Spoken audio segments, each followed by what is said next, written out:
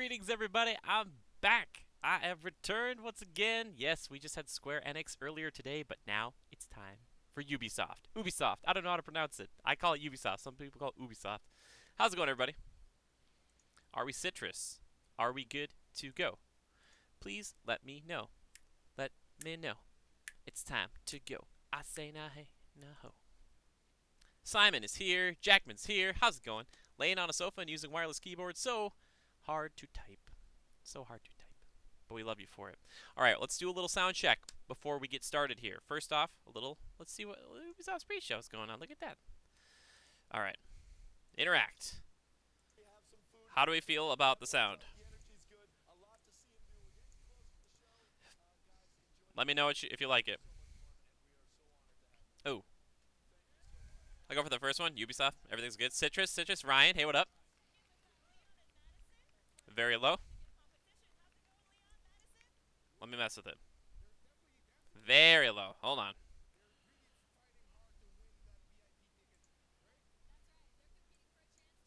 Oh. There we go. How about I actually hit the desktop audio button? How about now? But to do it, they'll have to make it to the hey, top hey. 4 from what up? the 10 that Drag they it in. currently are right How now. you doing?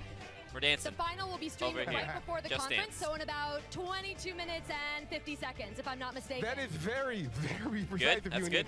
So in 20 minutes, That's good. we'll start All right, the conference. all right. Until then, Excellent. hashtag UBE3 for all your social media interactions. UBE3. All right. So, good. We got that going. We got that rocking, rolling. We're going. All right. We'll come back to this soon. Don't worry about it, everybody. How's everybody doing? Not Just Dance. Be right back. All right. Guys, thanks everybody for the liking and the retweeting today. It's been very helpful. Thank you so much. Really appreciate it. Wiggle those butts. Yeah, as we always do, as now is going to be E3 tradition, if I can remember to do it every time. Let's get the old whiteboard out, shall we? Let's see what Ubisoft has to do. Oh, it has a few things on here. It has a few things. Look at this. Check this out. Okay, so as we can see here, hold on a second. Whoa, there we are. Can you see that, guys? Perfect. Splinter Cell. Skull and Bones. One more thing. Now, before the show, I just saw a little Skull and Bones thing. They're confirmed to be at the show. It's going to be there. So let's talk about that one first, because I'm not going to lose my mind over Skull and Bones as much. Skull and Bones is a game that I am actually excited about. I think the introduction of the naval combat and warfare that they introduced back in Assassin's Creed 3 way back in the day, and then the continuation of it in Black Flag and then in Rogue were great. I love it. I really enjoy it. It feels really good. I love the sound. I love just the whole style of it all. It's really addicting and fun.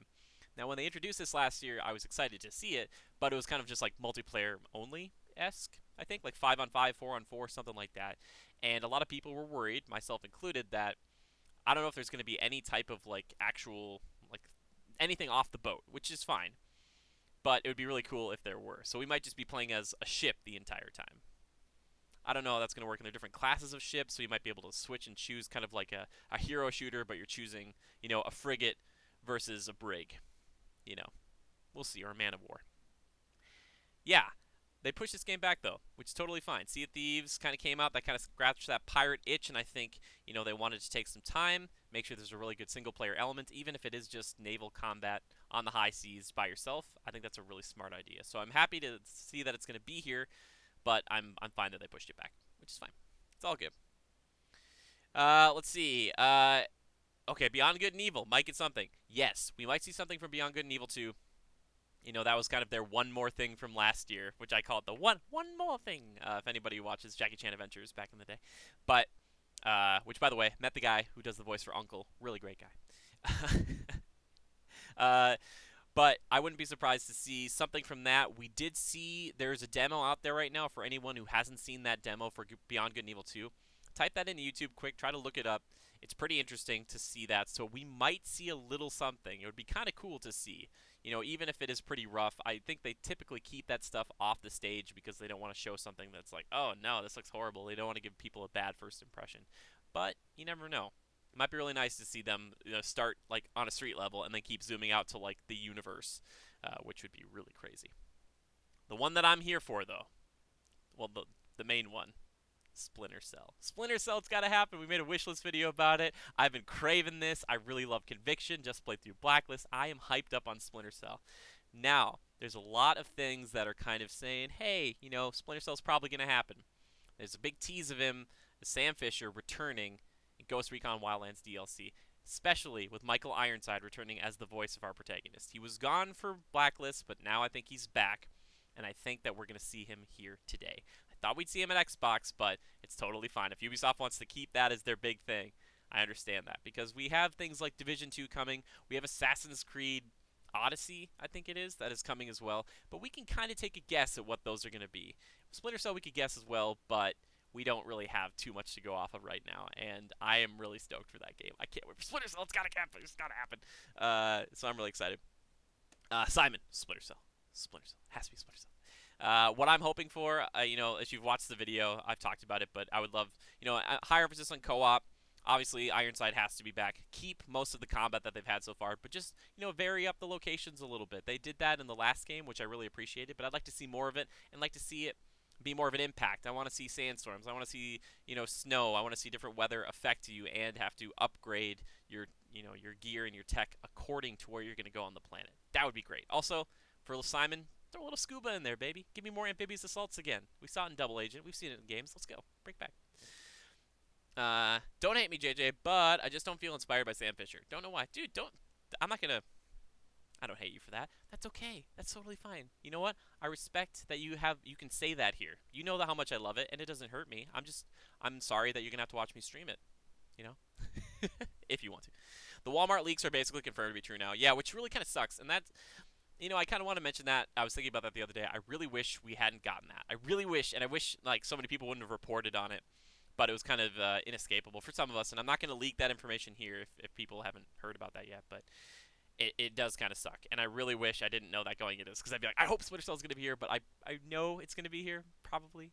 So I can't wait to see it show up. I can't wait to hear Ironside, his gravelly voice, just, Grim, I'm back, just I'll just be, I'll just be so happy. I'm also actually looking forward to, even though I just kind of dashed it away there for a second, Assassin's Creed Odyssey. I was kind of hoping that this follow-up here wouldn't... I hope they don't release it this year. It might be coming in spring, so maybe they'll do kind of a year-and-a-half thing, which is totally fine. I think that's good. Plus, it's kind of a stacked fall, so maybe it's best to not. But I am excited to see where that goes, especially if it's kind of Greco-Roman. We're the Legionnaires here, Critical Reviews, so anything that's kind of close to that, I will take, and that sounds exciting to me. Plus, there'll be more of an emphasis on melee combat, which, going back to Origins, it's not great. It's a step in the right direction, but I think they could refine it a lot, and I'm excited to see where they go with it. But as long as they keep the whole ability to, sneak around and pick people off, that's what Assassin's Creed is about, man. So I'm excited about it. Just Cause 4 would have been an amazing reveal. Oh my gosh, that Jackman wouldn't it Xbox would have been I would have been because it's been, with that game, it hasn't been 5 or 10 years, I don't think, since Just Cause 3 came out. Maybe it's been roughly 3 or 4. But with Devil May Cry, so I was like, oh, it's come back. But Just Cause, I wouldn't have expected it. I wouldn't have been oh, maybe Just Cause come, and then would have showed up. But what? They're doing that already? That's exciting. Yeah, I'm just tired of video game violence, and for some reason, I'm very excited for Splinter Cell, but feel that Sam Fisher is violent. Yeah, he is violent. Should analyze those feelings to give a better response. Simon, that's totally fine. I understand that. He is a violent guy. And I talked about that in my wish list. I want the return of interrogations. I know they're really brutal, but I thought that really lent itself to the character of Sam and how he's transformed over the years. He's always been kind of methodical, but when he wants to get answers, he's like, you know what? Forget. There's not gonna be anything tactical about this. There's not gonna be anything precise about this. I'm just gonna bash this guy's head into a sink, and it's gonna be sweet. I like that, and I love the the co-op interrogations. You take turns with your buddy in Conviction. It's you go. You go mess up that guy. I'll mess him up in a second. Just something kind of fun about it. I know it's violent, but I always got a kick out of what little fun things you could do in it. Not that I like hurting the bad. Well, there are some bad guys. So I don't mind hurting them, but always the creative ways in which you kind of you kick a dude into a bathroom stall and there's a dude in there. It's oh gosh, hey, I'm using the bathroom. Kind of funny to me. So, the setting seems really cool for Assassin's Creed. Yeah, man, that does seem really cool. And you know what? I'm really excited that they aren't attacking feudal Japan right now. I know a lot of people have been talking about that. There was rumors that it was going to be Vikings, which I thought that might be kind of weird for an Assassin's game to be Viking.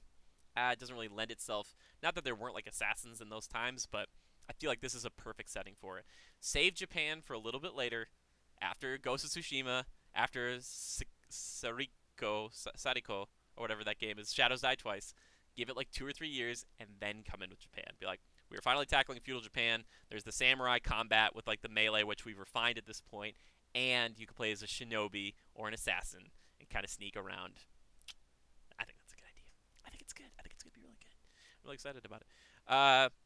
But yeah, chat. Talk to me. What I always ask this, but what's the game like you're most excited to see? What's the game you're not excited to see? They're gonna probably do some sort of Just Dance thing. Ah. Talk about a few other games that we could see. We talked about Beyond Good and Evil 2.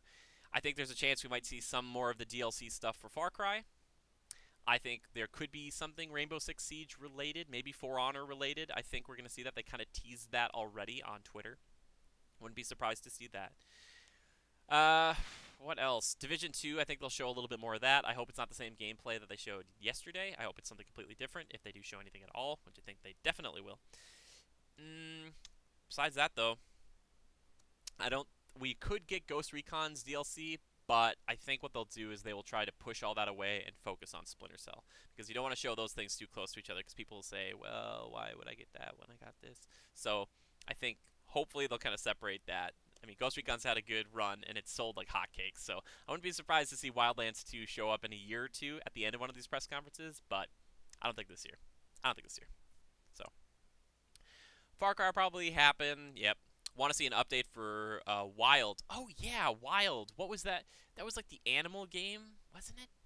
Was that the one? Where, like, did you become the animals? Is that what it was? Not much I'm excited about, Jackman says. Oh, wait, Wild is not Ubisoft. It's Mitch Ansel and Sony. Okay, that's what it is. Like, I get it confused with, like, Far Cry Primal, Simon, so maybe that's where you're with me there. I'm like, was that a Ubisoft thing? So, yeah. Yeah. Thank you. Thanks for the like, Simon. Appreciate it. Sorry, my phone just blew. I'm just put that down. Put it down. But yeah, chat. Let me know. I want to know what the game's like. If there's just one, what game could they announce here? What style of game would you like to see? If they're gonna, let's say they unleash a new IP, a new intellectual property, what would you want it to be? Because Ubisoft in the past has not shied away from doing that. They'll show like a Division or For Honor at the very end. Just be like, oh yeah, there's just one little thing. Or what collaboration? We've had Mario plus Rabbids Kingdom Battle. What the heck else could they do? You know, is Phil Spencer gonna walk out on that stage?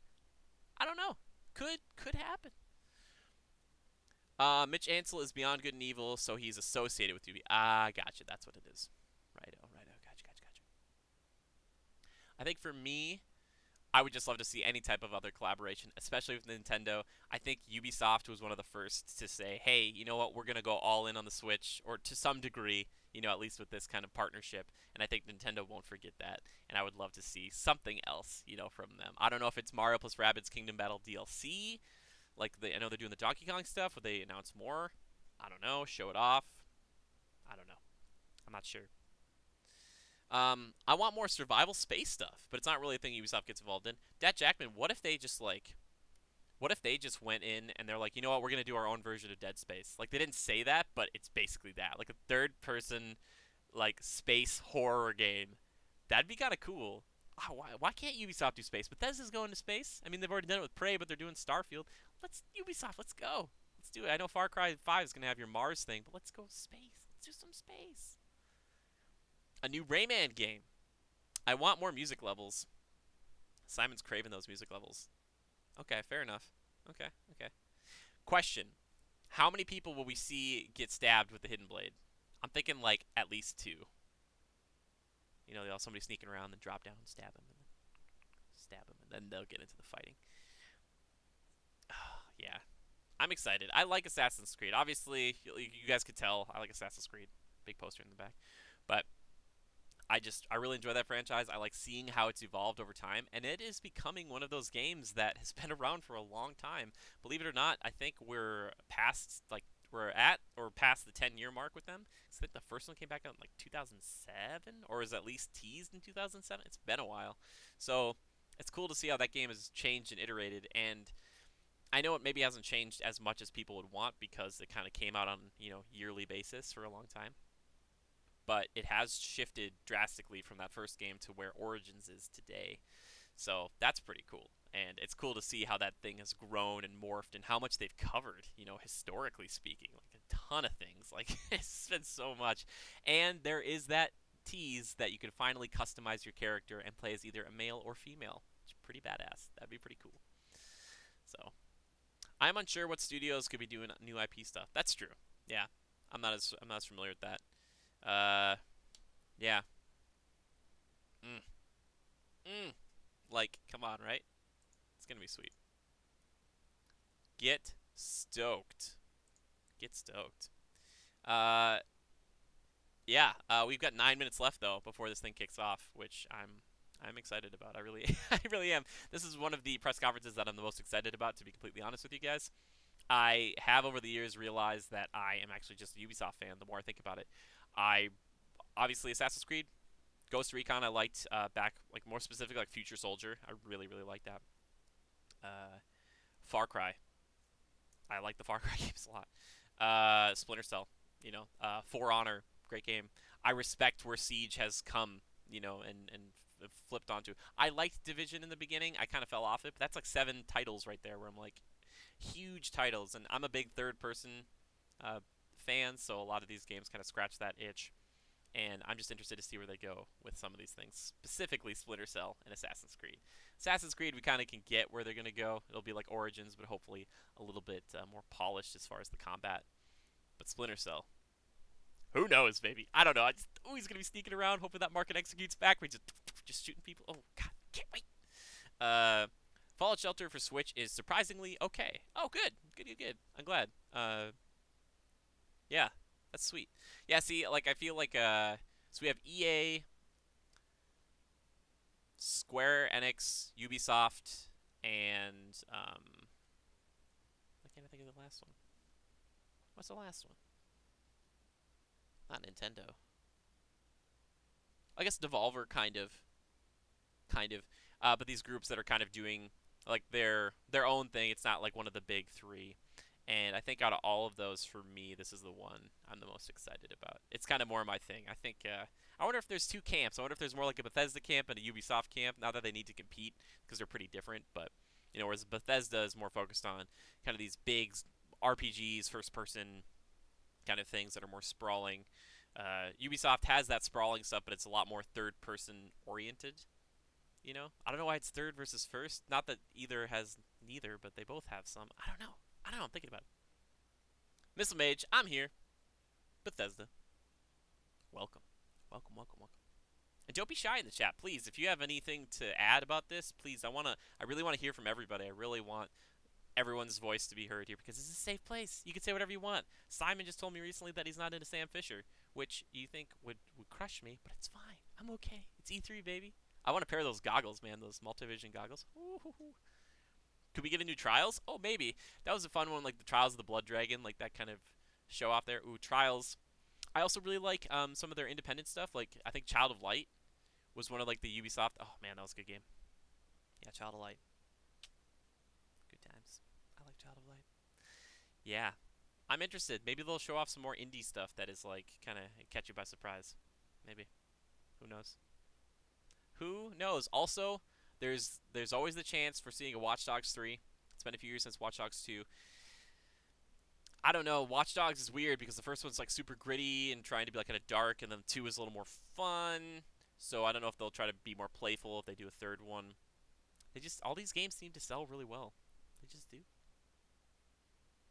For Honor was the hypest Ubisoft game, yeah, and it's still a fun game. And I think at launch it was great. It just needed the dedicated servers, but now it's like it's crazy. That game's still fun. I've played it recently. It's great. Skull and Bones this year, I suppose. Yeah. Yep, Skull and Bones is coming. They talked about that before the show. I'm just interested to see, for me to get more excited about Skull and Bones, I need to know more about the single player. I need to know about customization. I need to know if we're picking ships at the beginning, if we have a fleet ourselves, and then we pick which ones to go into PvP with. Or is it like, kind of like the Assassin's Creed games where you get the one and you build it up in single player, and that's completely separate than the multiplayer, which I'm guessing might be the case. We'll see. We'll see. Beyond Good and Evil as well. That original trailer looked great. Yeah, hopefully we'll see a little bit. It started? Really? No, we're good. We got time. Loki, what up? Loki. Look, what a perfect name for you, Loki. Always sowing deceit. Yeah, we still have a few minutes left. Thank you, Missile Mage. All right.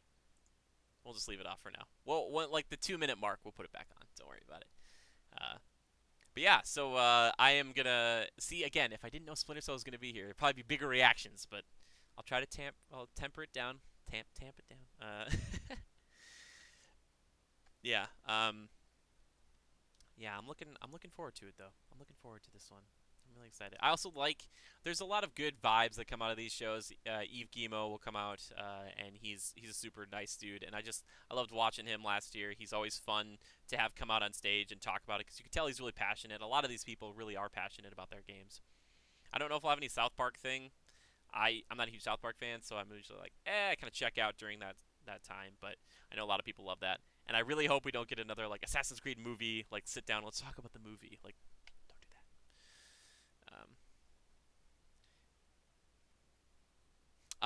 A Fallout Netflix series. Oh, there you go.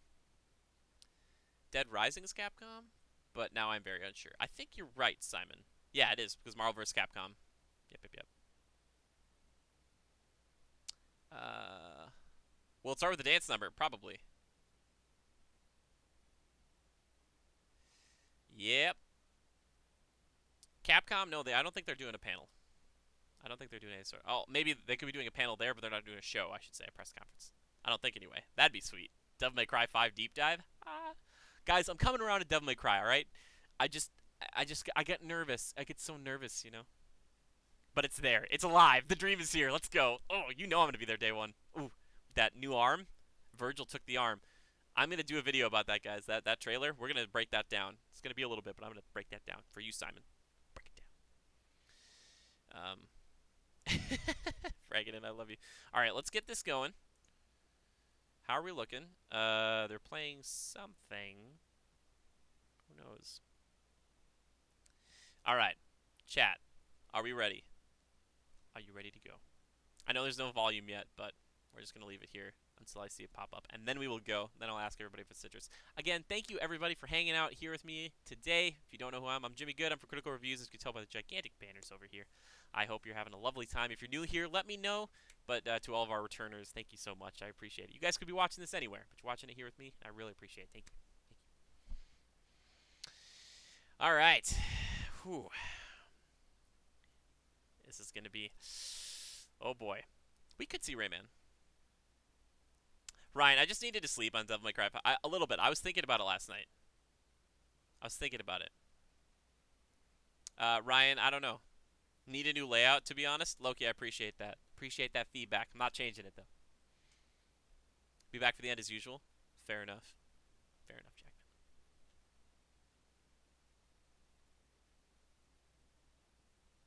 Thank you, Loki. Loki with the honesty. I appreciate that, Loki. Thank you. 2009. Sweet. I'm retro. Basically, I'm like stream for hipsters. Perfect. All right, we should be starting up any second now. So let's see. I feel like they're just going to cut right to it. That's the hope anyway. They're playing like their own version of Smash. What if Ubisoft came out with their own version of Smash? That would just be weird. There's not enough. Put Rayman in Super Smash Bros. Jorn Evers! Yes, let's go. Jorn Evers is here. Hey, buddy. Yeah, I'm no graphic designer. Not yet. Not yet. Maybe I should ask... we could make a new one for Facecam streams. We'll work on it.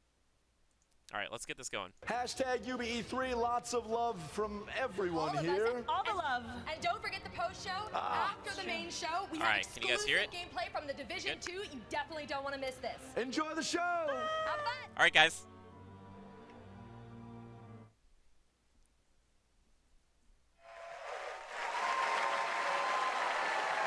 Okay.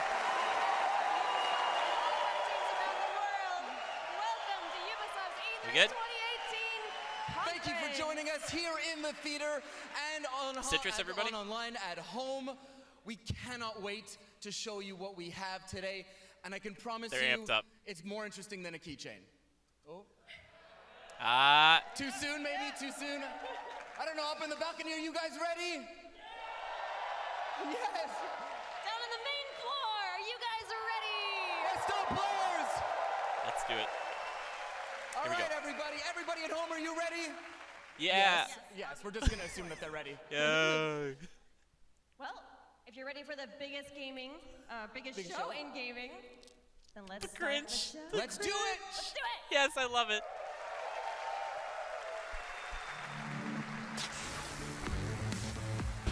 No, that was a keychain thing about Assassin's Creed, I think. Somebody found a keychain about it. Yeah.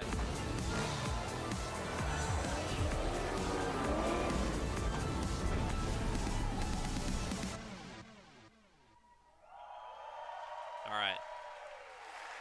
Ooh. Yorin, are you ready? Let's see if they heard our dreams like a couple weeks ago. AC4 Otter.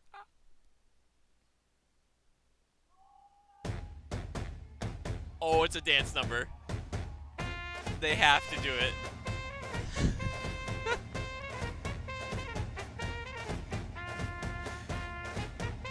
Oh, Ubisoft. They're getting like in that Nintendo camp. They don't care.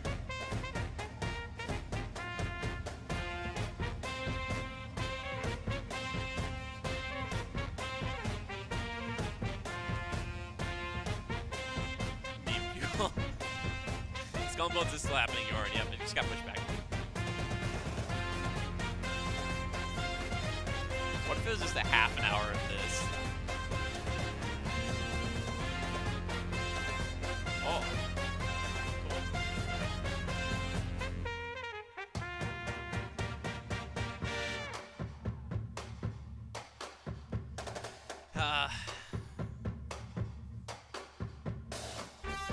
UB continues to give dancers work every summer.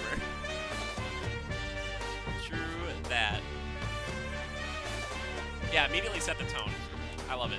And they're not doing it on stage, which means they can do crazier stuff.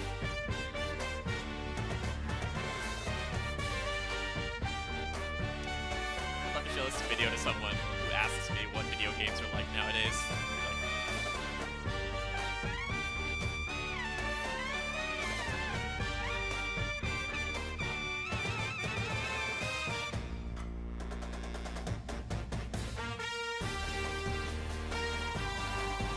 Oh, they're walking in.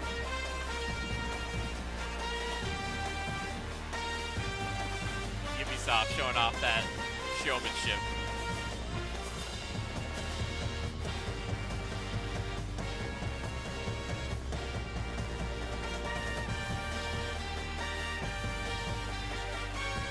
That's pretty cool.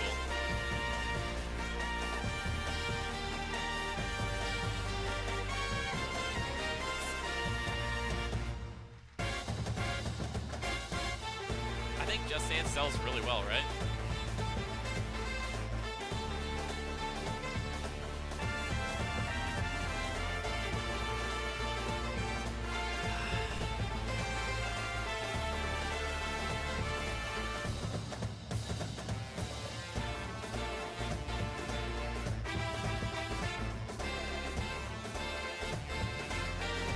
That person in the panda costume is really dancing, like having that whole thing on.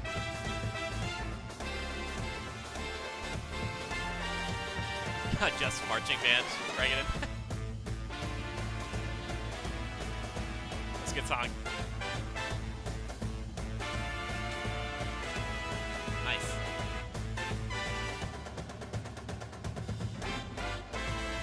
I'm still standing. Yeah. I sing that in my head a lot.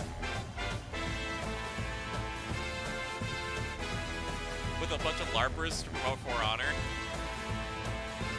I would die. I would love that, Yorin.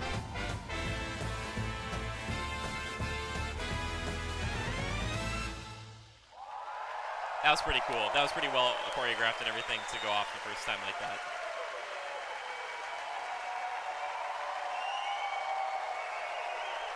Ubisoft doesn't care. I love it.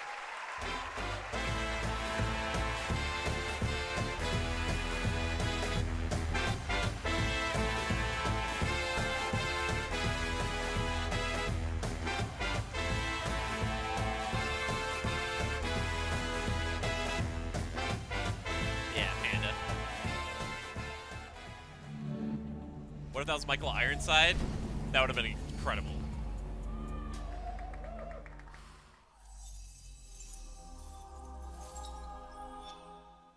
Okay, is that their new is their new logo thing?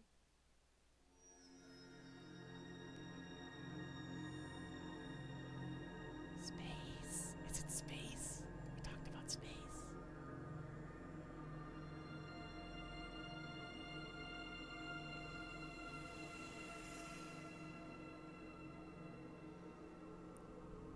Beyond Good and Evil 2?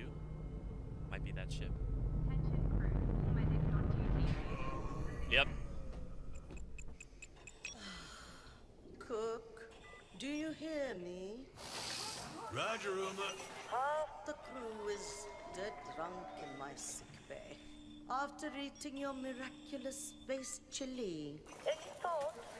Well, I have no idea what you mean. Our food is healthy and invigorating. This should be a movie.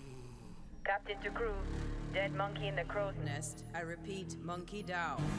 Else space chili strikes again. Copy that, Captain. Hey, Paige, bet we could use your space chili to overclock our engines. Negativo, mi amor. Only you can melt my circuits. Keep laughing, fools. The key ingredient to good cooking is love.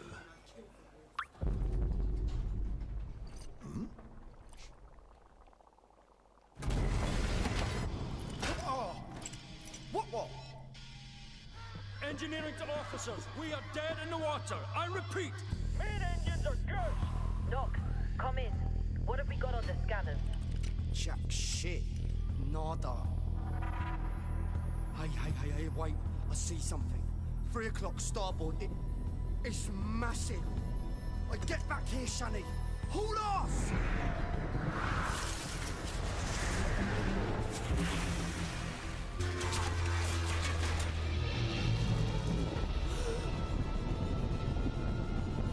Lock down the bacon!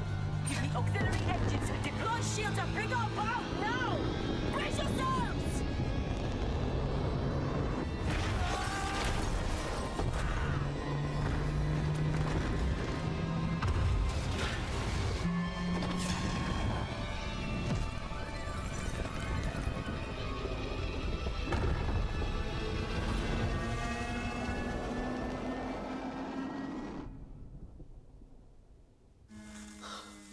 Gods protect us.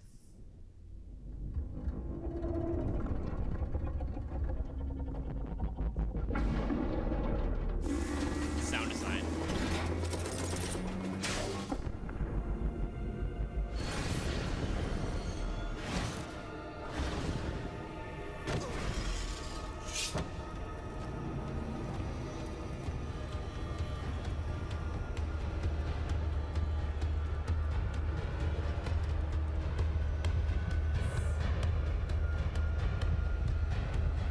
Jade.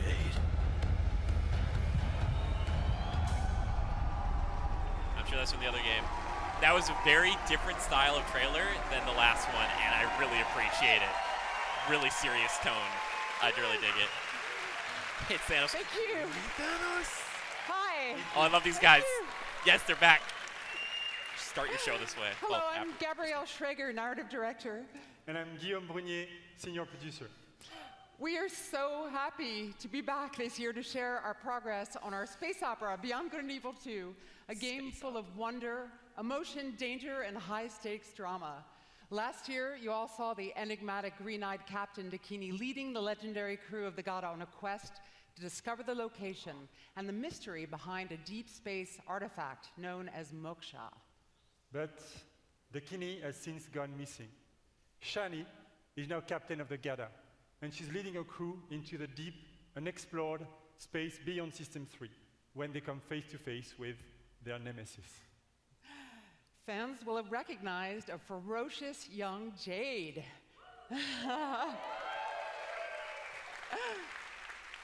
And Paige is back as the incorrigible chief cook of the Gada.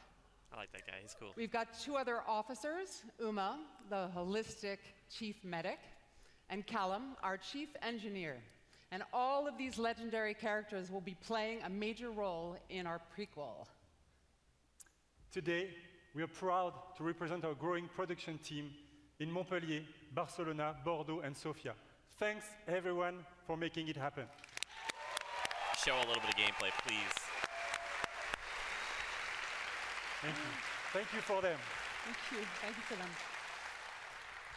In BGE2, you are a space pirate captain in a distant galaxy near the end of the 24th century. Yep. At this year's E3, we will be showcasing a new behind closed doors demo, offering a first look at our major location, the sacred city of Ganesha. Now, let's take a look at our first pre-alpha gameplay footage. Oh, here we go. Yes, this is how you do it, Ubisoft. Yes. Ooh. I don't even care if it's pre-alpha, baby. Ganesha is a metropolis filled with sacred temples, beautiful gardens, and bustling shops. But it's also a darker underworld, rife with dirty bars and dangerous back alleys. Oh, wow. Our game is an action-adventure RPG Zoom that in. you can play alone or with your friends in co-op. You can go up. From the intimate interior of a hidden temple to the very edge of the galaxy, fight on the ground and in space at massively different scales. Zoom in. And all of this Seamlessly. What you will be seeing at E3 this year is only a very small part of a much larger open universe we are creating. A universe we are also building with our fans. What are you doing? Yeah, let's go. Why do you cut to the wide? Why? With Beyond Good and Evil 2, we want our community to participate in a way that's never been done before Not their fault. through the Space Monkey these two. program. We want our fans and people all over the world to really be a part of creating the game. So today, we are issuing an open invitation for people all over the world to contribute their ideas, music, artworks, and create original content Joran. that players will experience as they explore the world of Beyond Good and Evil 2. Joran, you have to draw something and for there this is game. You have to. literally a universe of ways for artists to express themselves, from giant frescoes to murals, street art, music, radio content, and much more. To do this, we have partnered with a company at the forefront of community collaboration, Hit Record. And here, to tell us more, is their founder, Joseph Gordon-Levitt.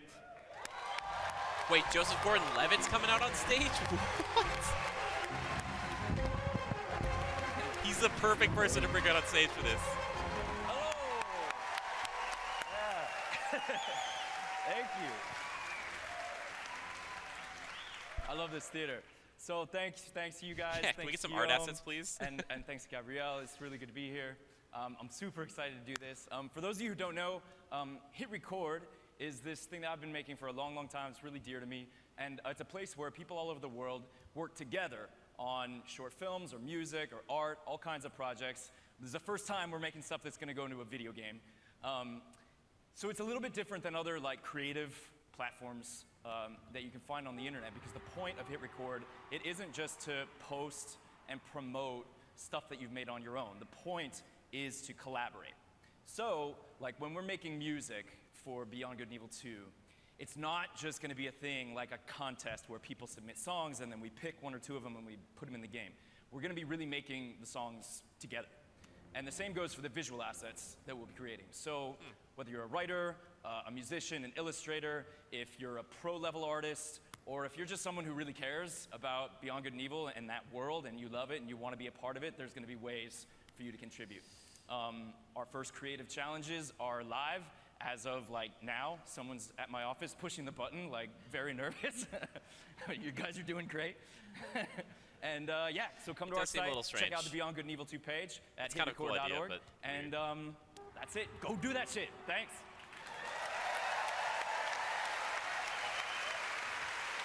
A fascinating idea. We'll see how it turns out. Like kind of cool, but kind of weird. Hit Record's approach to community collaboration is inspiring, and we're incredibly happy to be working with Joseph and his team. And we really can't wait to see what the community creates, so let's do it. Me too. We will be showcasing some of this content at our very first dedicated community event, the BG Fest, which will take place in Montpellier this fall. Thanks, everyone. Have a great E3. Thank you! Okay, they probably should have ended with showing the actual gameplay, but that's just me. Siege? Oh, they're still talking? That was so cute. Yep, Rainbow Six Siege. Yep. They've really supported this game, and it's pretty admirable. What's up, everyone? My name is Justin Kruger, community developer on Rainbow Six You're on your right, Siege. I think. And I'm here today to talk about our community. Our community that inspires us and drives us every single day. The Siege team back in Montreal has actually been so inspired by seeing all of the millions of people playing our game every single day over the past 2.5 years. We've actually absolutely loved seeing our community grow, and I'm excited to announce today that the Rainbow Six Siege community is now 35 million players. Okay. Yes, thank you. I wish I could hug every single one of you, but I don't know if my arms are big enough to hug every single one of you. That would take a long time as well. As you can see, as the community grows, so does the game. And as you can see behind me, Team Rainbow has recruited the Italian GIS operators, Maestro and Alibi. Actually, this image represents 10 seasons, 40 operators, and 19 maps that is all free in-game. And if you want to get to know all of these guys a little bit better, you can play Operation Parabellum, which is playable right now. And if you want to see them in action at the top of their game, tune into the Rainbow Six Siege Pro League, kicking off on June 18th at 5 p.m. Pacific time. The world's biggest esport teams will be competing for 6 months of intense Rainbow Six action.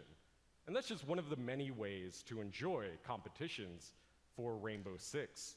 The 6th major is just around the corner and will be hosted in Paris this August. Our Pro League finals will then take us to Brazil in November. Yeah, Brazil. Yeah, and then the 6th Invitational will once again be the pinnacle of Rainbow Six, taking place in Montreal in February 2019. Yeah. So whether you're a player or just a fan of esports, there really is no better time to get into Rainbow Six esports. Look at this guy's And with the bangs. growth of the game, the community, and the esports teams, we wanted to take a moment to reflect on some of our most influential players. Uh-oh. Today, I'm excited to unveil a sneak peek at an upcoming documentary that is focused on a few familiar faces who took their love for Siege to the next level. Don't do it, please. Without further ado, here's the first look at Another Mindset. No, don't. Don't clap for it, everybody. Oh, no. Oh, no.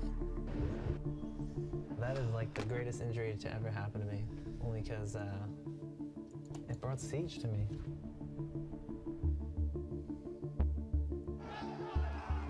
I've been doing this for what? Since year 1, season 1, right? And I failed, and then finally we started succeeding. Yeah. So that's what we're going to do. We're going to come back. Eu recebi sorriso, uma lágrima, uma emoção, riso de umas pessoas que eu nunca vi na minha vida, que eram torcedores da BD.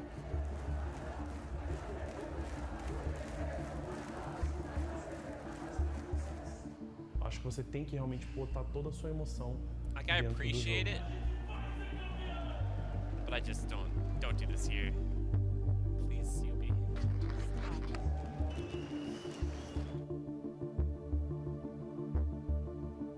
And cut away. Done.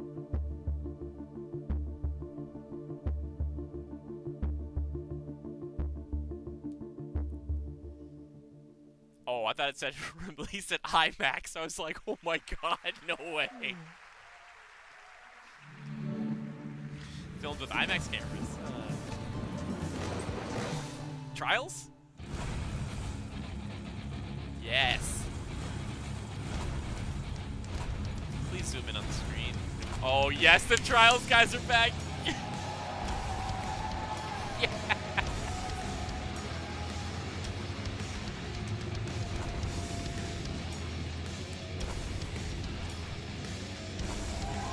good. Love it.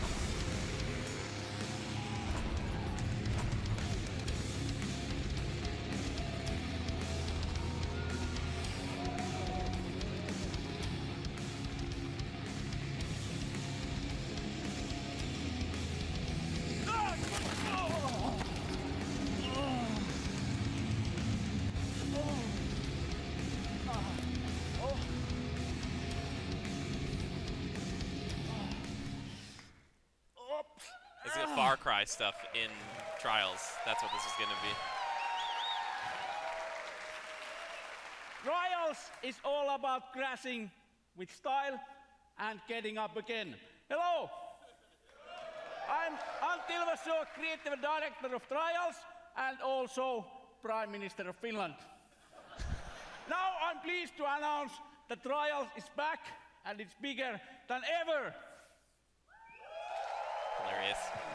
Yeah, Jorn, you're right. I'm not saying it's a bad thing for that documentary thing. It's just not in the middle of the press conference, kind of. Oh, wow, they're going to like all the Ubisoft stuff. That's fun. That's cool. Yeah, why not?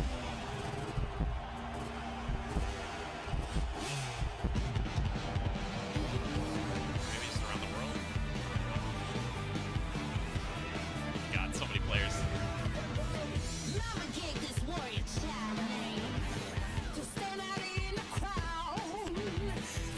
No, it's for honor stuff. These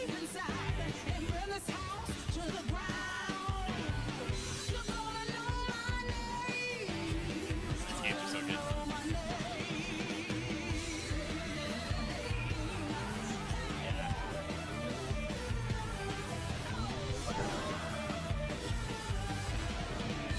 These are just the appetizers, people.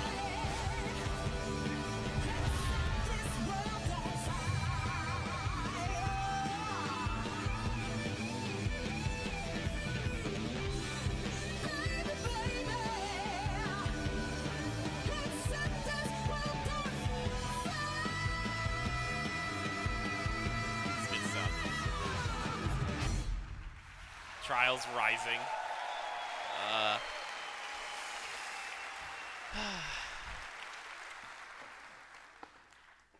Sorry about that.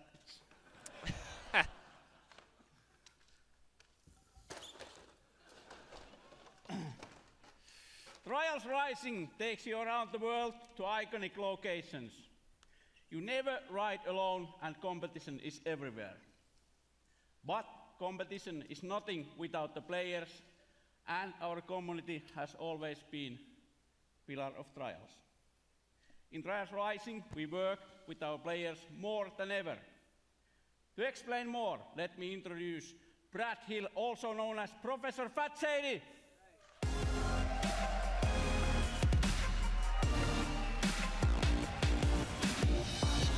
You know, they're talking, but I don't think it's too long. I think it's pretty good. You made a mess. Well, thank you, Auntie, and hello, everyone. You see OTHD down the front. I see you. I became a fan of Trials because it's challenging, but so rewarding when you overcome something difficult. But I soon realized that a number of players struggled with the harder levels. So in 2013, I created the University of Trials, a YouTube channel dedicated to mastering Trials writing. Now, before I go on, Ubisoft star players, I want you guys to make some big noise right now. That's like a thing at press conferences, having people like in you. Well, 5 years ago, I was a star player just like them. But when Red Links began work on Trials Rising, they approached me to design and create all of the tutorial content within the game. Oh, that's pretty cool. It has been an amazing experience for me. But I wasn't the only one involved. 20 community members, known as the Trials Elite, up there, have been involved in the development of this game for the last 2 years. Whether they were track builders, streamers, or speedrunners, each brought something special to help shape this game. Now, if you want to get involved, register online at trialsgame.com for a closed beta happening later this year. Good. Cool. That's cool. I think it's pretty interesting. Let's go. Hey. What? we're not going to put a big coming soon up here. I think people are going to want to know the release date. Yes. You're right. Rise Rising will release on February 2019 on PlayStation 4, Xbox One, PC, and the first time ever also Nintendo Switch. Hey, it's going on the Switch. That's a good thing. And February is already stacked here for next year, so just add it on. Whatever. If you are E3, come to our booth and we'll show what Trials is about. Crashing with style and getting up again. Let's get out. Go. Thank you, everyone. Have a nice E3. I like that guy. Cool accent.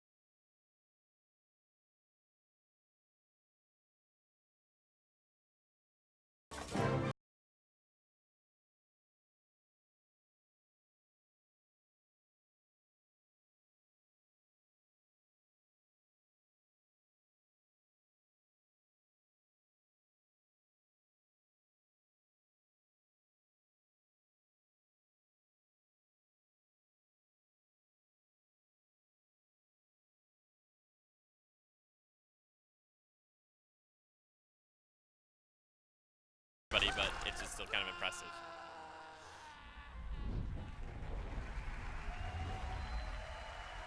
February 29th, or February 2019, I should say. Cool.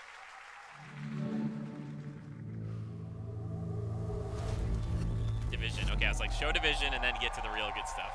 That's fine.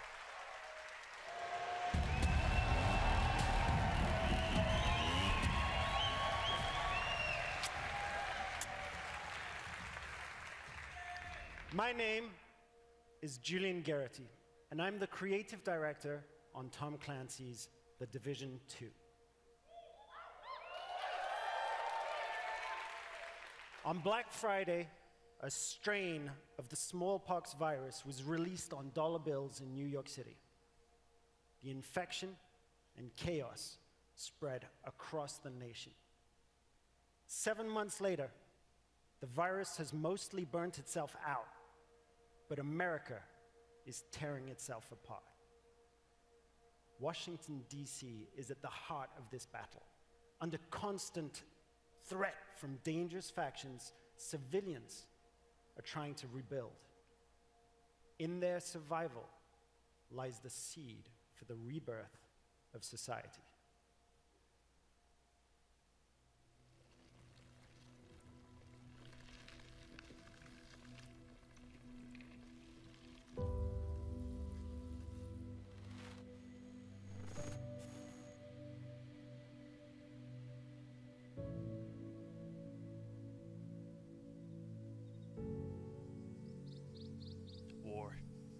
War never changes.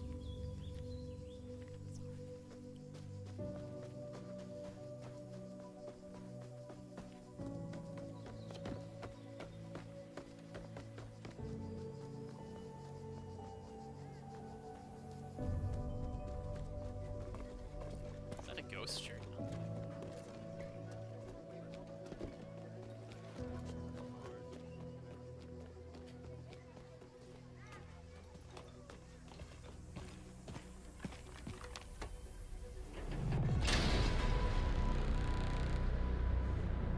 He's like, who left this door open?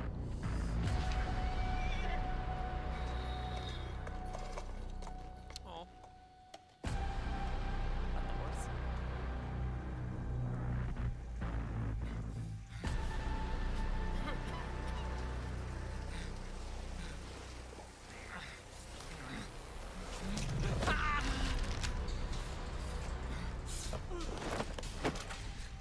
Fragging it, exactly.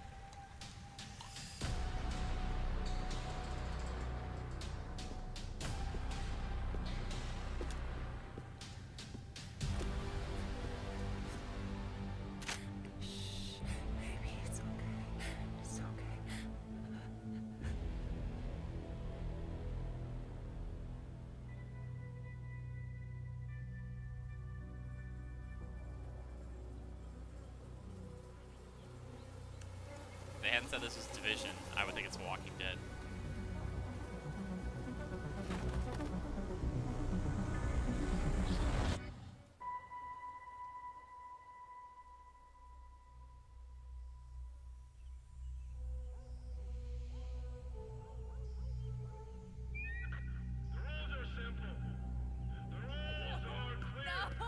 Keep moving. I didn't do anything.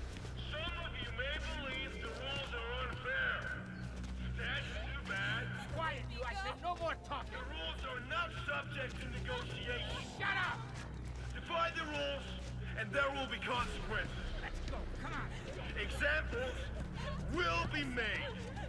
On your knees. Keep still.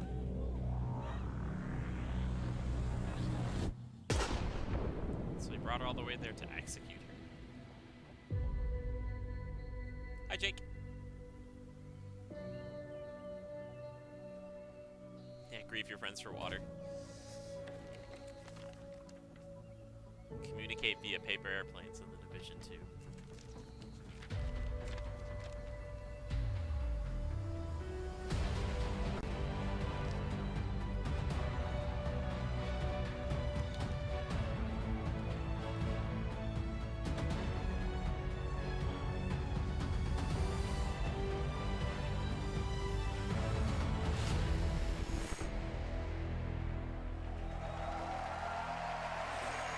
Okay. I'd say show more gameplay, but we saw a ton at Microsoft yesterday, so. You are the last line of defense for those civilians and for the country. If you fail, history will be written by tyrants. If you succeed, history will remember the few brave heroes who fought to save a dying nation. This setting lays the groundwork for a compelling story-based campaign in which your actions have a clear impact on the lives of civilians. In the Division 2, Washington, D.C. must prepare for the greatest threat it has ever encountered. To face it, you and your fellow agents will need to bring your equipment and tactical abilities to the next level. Once agents reach the end of the main campaign, it's time to select a new progression path by picking a specialization. It starts with the choice of a signature weapon, powerful and unique weapons that complement the rest of your equipment. As you progress with your specializations, you will not only grow in power, but also unlock additional tools and abilities, including exclusive versions of skills. That's kind of cool. Specializations enable you to truly complete your own personal playstyle, but also to synergize with other players and take team play even further.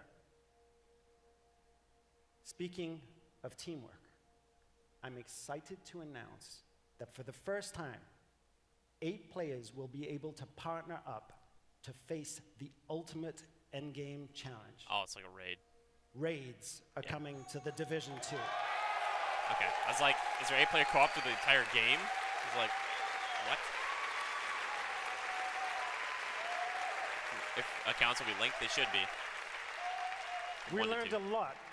We learned a lot from working on the first game. And with the Division 2, we're launching with plans for years of frequent major content updates. Today, we're ready to outline our plans for year 1. Wow. We will be launching 3 DLCs in the form of episodes. Each one will bring new story. They better all be free. New areas to explore, and new activities. And the best part, all of these episodes will be completely free. Yep. For everyone. They wouldn't have brought it up if they had to pay for it.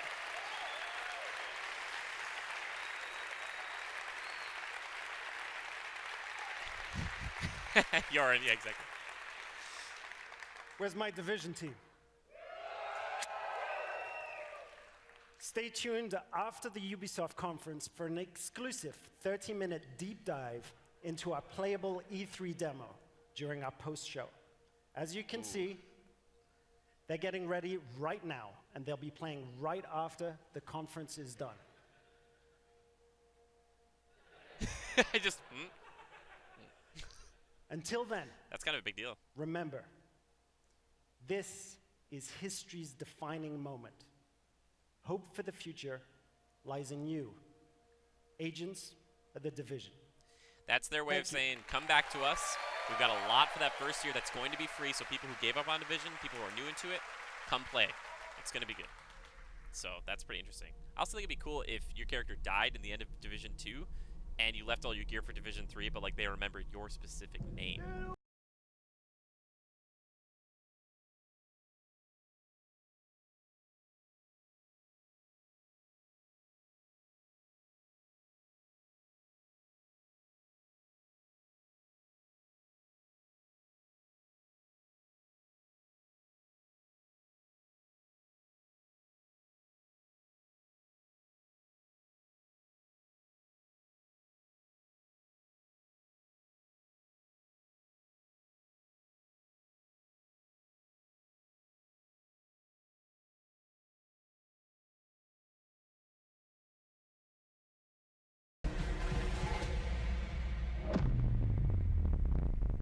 Chat, would you have the crossbow, grenade launcher, and the sniper rifle?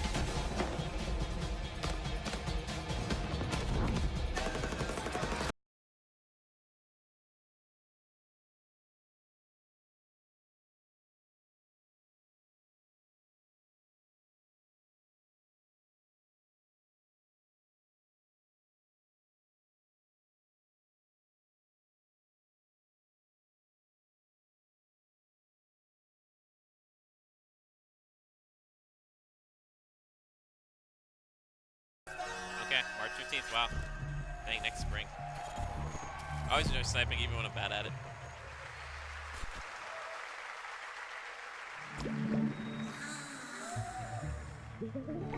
They gotta do the rabbit stuff. Here we go.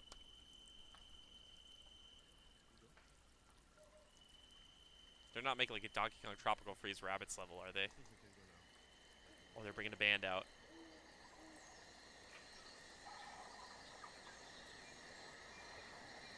Getting the goosebumps.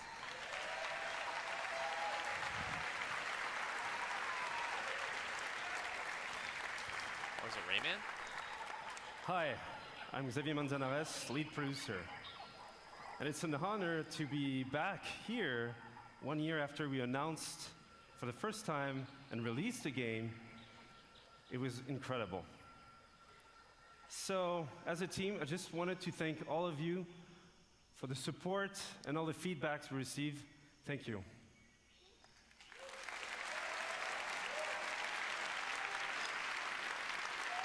Mario Rabbids. So we also started a year ago to work on a brand new adventure, and with a brand new hero as well, one that we cherish and we love, Donkey Kong. So for today, we wanted to celebrate the upcoming release of the Donkey Kong adventure, and what better with music than with Grant Kirkhope, our composer, and the band Critical Hit. So please enjoy. Thank you.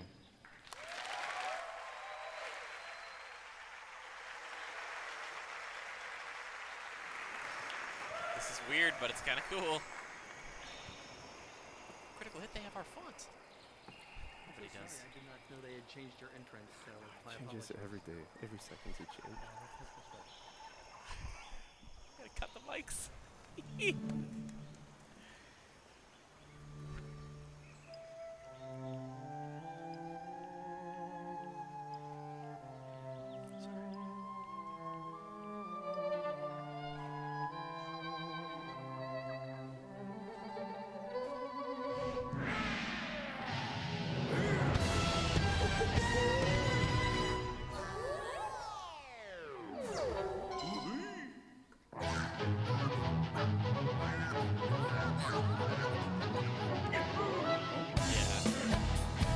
Yes!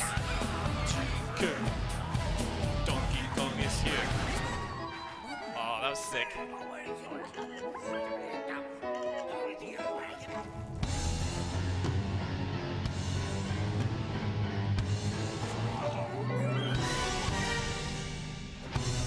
in, guys.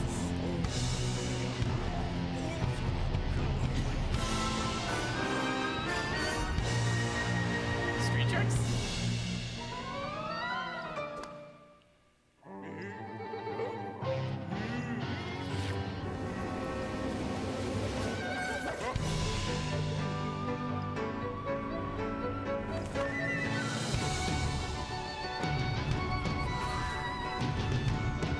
It's a pretty looking game when they zoom in like that.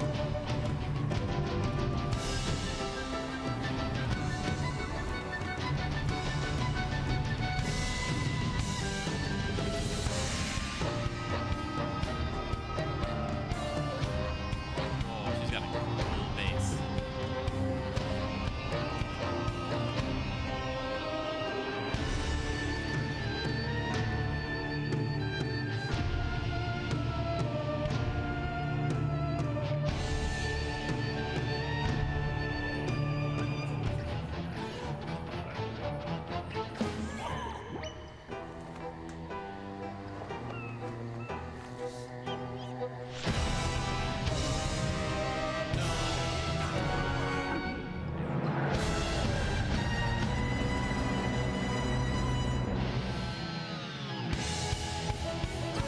Yeah, stay here. DK, wreck some shop.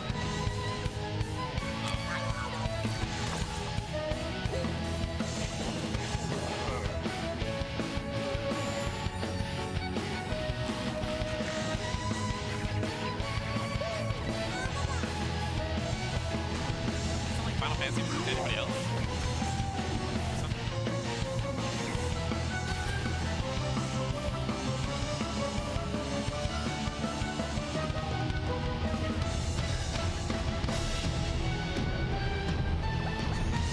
DK with the wind blowing.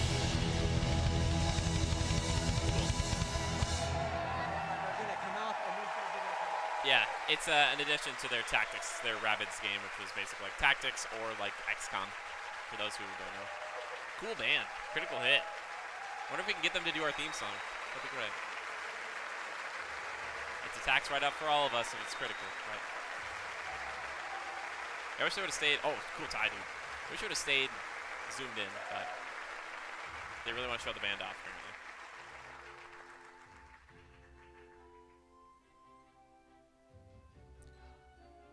Oh, that's old DK64 music.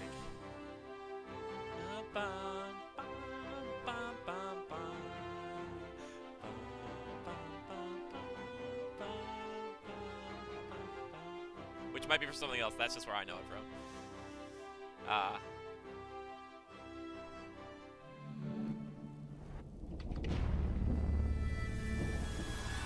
Oh, Skull and Bones time. Here we go. Brian? Brian. What?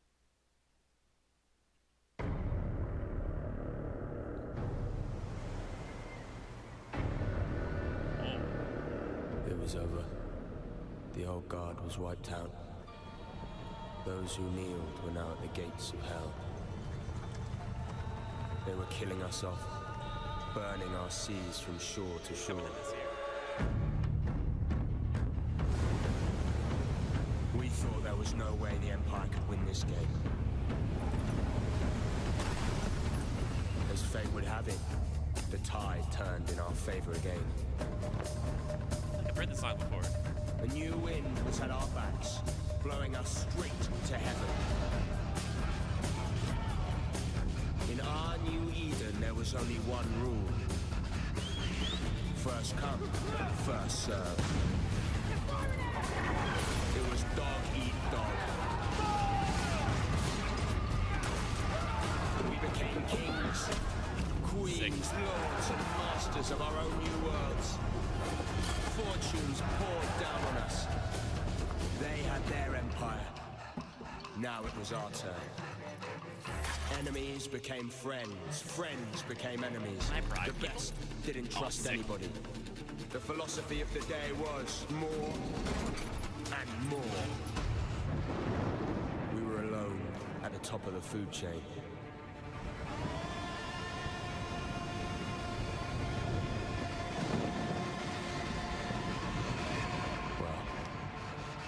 thought we were. Queen Anne's Revenge. You see Blackbeard? See if these two looks great. In a dog-eat-dog world, we were wolves. And wolves hunt in packs. Now show us gameplay. I really like that trailer, but again, I always want to see gameplay. In the world of Skull and Bones, there are soulless empires. There are greedy trading companies, and of course, ruthless pirate games sailing the seas. But there are no heroes. Hello, my name is Justin Farron, Creative Director at Ubisoft Singapore. And for the past year, my team and I have been anxiously awaiting this moment We have the meeting to on our invite hands. you, our fans, to join the hunt here at E3 2018. Piracy is dead in the Caribbean. The empire is crushing all those who oppose them. So your next big score? The Indian Ocean, home to the richest trade routes in the world, where merchant ships carry cargo worth over $10 billion a year. Wow. And you're gonna steal every last fucking coin. First, you need a target. You pick up intel on a heavily guarded frigate, fat with African diamonds meant for the Grand Mogul of India. That treasure will help you claw your way to the top, to become the pirate that no empire can take down. Second, you must know your hunting ground. Our reactive and evolving world is reflected in what we call fortunes, presented to you by Taljid, the fortune teller. Now, fortunes reveal changes in factions, weather, and the trade routes themselves. Today, Taljid reveals favorable winds. That means more merchants to rob, but also more competition. And now I'm proud to share with you the essence of Skull and Bones, a shared world where every player encounter matters. Will you fight or will you ally? This is what we call the hunting grounds. All right, pirates, let's head to the hideout and have a great E3. Yeah, I'm interested to see what this is. Wow, language, buddy. Your hunt for the convoy starts here, in your hideout, deep within the Chagos Islands. You have a hideout? That's pretty cool. Do I get to walk around my hideout? This hidden pirate den provides everything you need for your next strike. Show him walking around. From your shipyard, you choose the Black Horn for the upcoming battle. The strong winds will boost its speed, giving its battering ram a devastating punch. I think he's walking around. He's walking around. He's walking around. He's off the ship. The right Yes! crew and gear for the mission ahead. That's what they needed. Oh, yes. Demi cannons are slow loading, but deadly at short range. Rockets are blazing fast and deal powerful damage from every angle.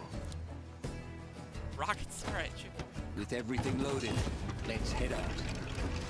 That's pretty cool. All right. The winds are strong and the day is clear. That means more merchants to rob, but also more rival pirates out looking for a quick score. According to your intel, the convoy is sailing past a Portuguese fort, taking advantage of the strong winds. There she is, with our loot! That fort is too strong. There we to go, there's simply one sail zoom in for the past. spyglass. Its cannons can blast you out of the water. You need to find a way to sneak by before the convoy slips away. Wreck sighted, Captain! Fortunately, deception is another tool in the pirate's arsenal. Let's fool these blackguards!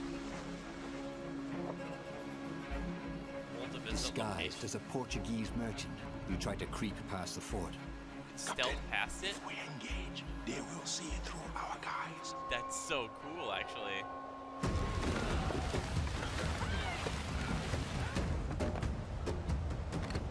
Yep, there's two. Merchant and escort! This island provides perfect cover for a surprise attack. I thought based on the situation too. I was like, Plots the optimal course for an intercept, rigging your sails for speed. You want to catch your victim off guard. dang, look at that ship. Captain, there she is!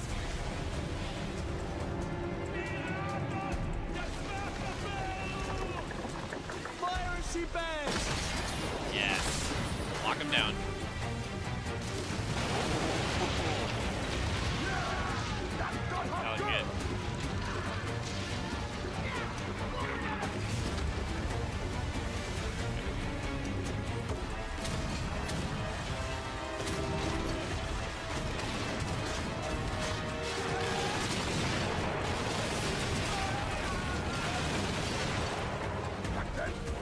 ready to be boarded. Okay, we can board the ship. Show no mercy. Boarding. What was theirs is now ours. Okay. Yeah, I don't think we're gonna be able to play. Okay, we've got what we need. Let's get out of here. And another player is on the horizon. I bet. Sail! Warship sighted! Pirate hunter? Portuguese frigate ahoy! Your attack has alerted a powerful Portuguese warship. At the helm is a Commodore, too tough to handle on your own. Even worse, you could lose your loot. Get a friend?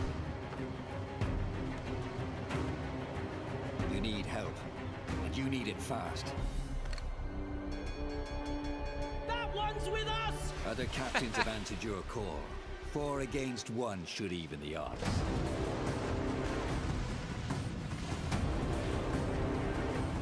Do you share the loot then? Your side forms a tight squadron, using a coordinated battle plan. The enemy strikes first.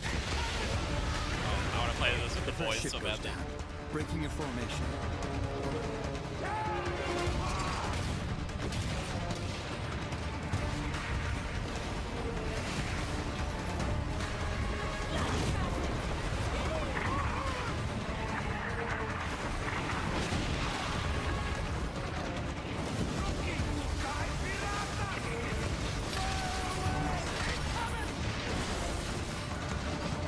The Commodore turns his cannons on you. You brace for fire, absorbing the first blow. Your allies maneuver for position. The Royal Fortune acts as a tank, drawing the Commodore's fire. It unleashes its special ability, Siege Mode. Once anchored, it can fire its cannons without limits. The Jaeger slips into position with its powerful cannon. Its special ability delivers 8 shots in a single blast, increasing the odds for a critical hit. Nice. Specializations in the actual ships are really cool. The Royal Fortune can't hold out much longer. It's up to you to land the killing blow. Ram it.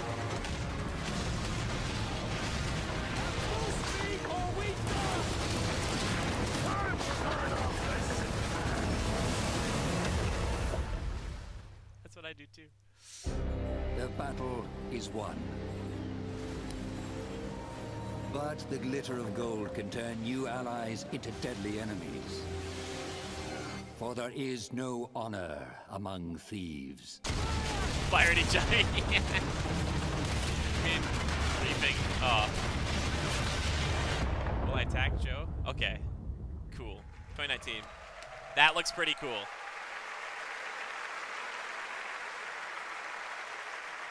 I mean, the big skull on the sails will give you off as a pirate, or at least your wheel, maybe. That was actually really cool. I do really want to play that. The sailing has always been good. Everybody brace. Legionnaires brace. Division 3? To the digital space. Oh, this game. You're completely safe. Transference. Is Elijah Wood there? Yeah, it's Elijah Wood! That's cool. Hello, everyone. My name is Elijah Wood, co-founder of SpectreVision. Though we're known for our film content, we're also avid gamers. And the opportunity to partner with Ubisoft was something we had to be a part of. And my name is Benoit Richer, game director on Transference. Together, we combine the storytelling techniques of film with the interactivity of video games, enabling us to create this unique, deeply immersive world with a dark and unsettling narrative. Have you ever dreamed of entering someone else's consciousness, exploring their darkest thoughts and most intimate secrets? With Transference, we're bringing a first-person exploration game into a chilling new dimension. Somebody To just escape, transferred you must into go Elijah Wood's hands-on mind. to search for clues, solve puzzles while shifting between the perspectives of each family member, and attempt to piece together the mystery. This fall, in VR and on traditional platforms, we welcome you to uncover the secrets hiding in this mind-bending psychological thriller that will leave you with haunting memories long after you put down the controller. This is Transference. Oh my god. Elijah Wood, I love you, man. That was so good. What's going on?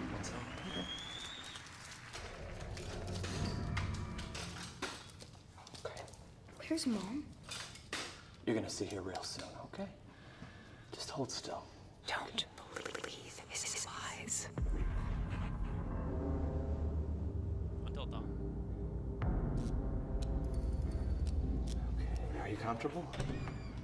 I know this rig's a bit cumbersome, but that's always the way with these new prototypes, huh? And all you have to do is just be. I know things haven't been so great lately, okay? I do. I've been a lousy father, huh? Unable. Lousy husband, too.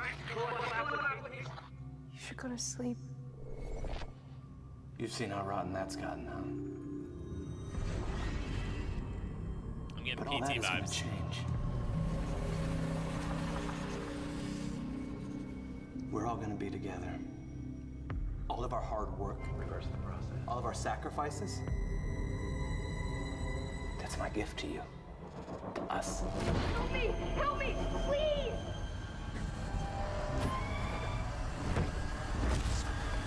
That's cool. Dad? Why are you doing this? I love you, son. I love you with all of my heart.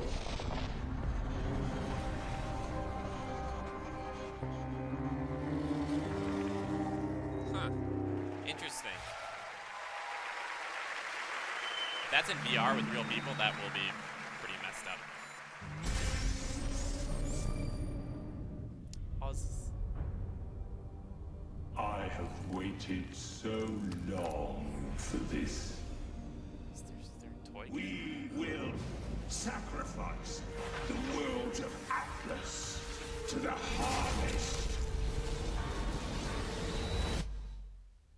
What are we waiting for? Let's get out there. Go show them what Starlink can do. Starlink, yep.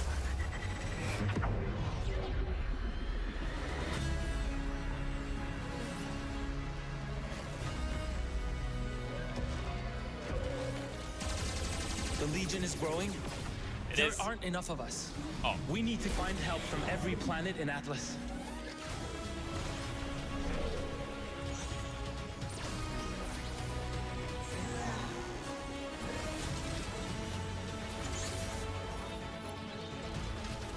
The more of us there are, the stronger each of us is. Exactly. You must feed my legion. Yubi's going all in on it. Drax isn't going to stop until we end this.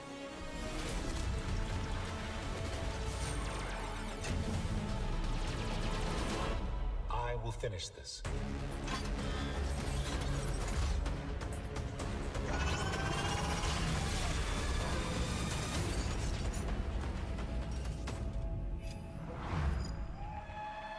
Okay.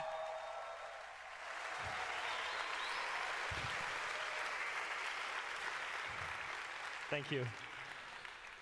Hello, everyone. I'm Laurent Melville, Creative Director on Starlink Battle for Atlas. Last year, revealed our modular starship innovation to the world and showed you how players could reconfigure it instantly to adapt to any challenge. This year, we're excited to show you what the depth of the open world that we've built and put the game directly into your hands. We're going to take you on a journey 400 light years away from Earth to the Atlas star system. Discover exotic planets, meet fascinating local factions, and forge your alliance. Upgrade your pilots, starships, and gear, and unleash devastating combos to save Atlas from the relentless Forgotten Legion. The mission will not be easy. Atlas is a dangerous place, and our heroes will need all the help they can get.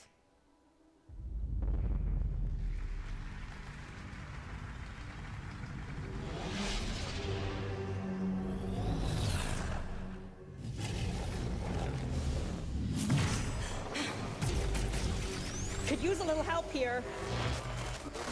Interesting art style. Can you hear me?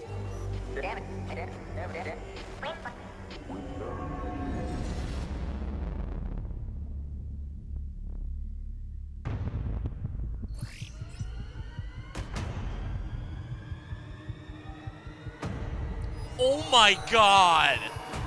No way! No way! Let's rock and roll, boys. Nintendo, they're back, baby.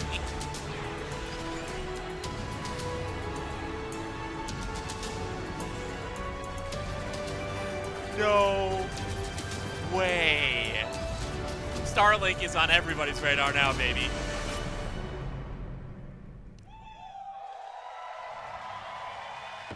Get that R-Wing, baby. Oh my god. Hello. Hello. Oh my god. Hello. Hello, everyone. Hello, everyone.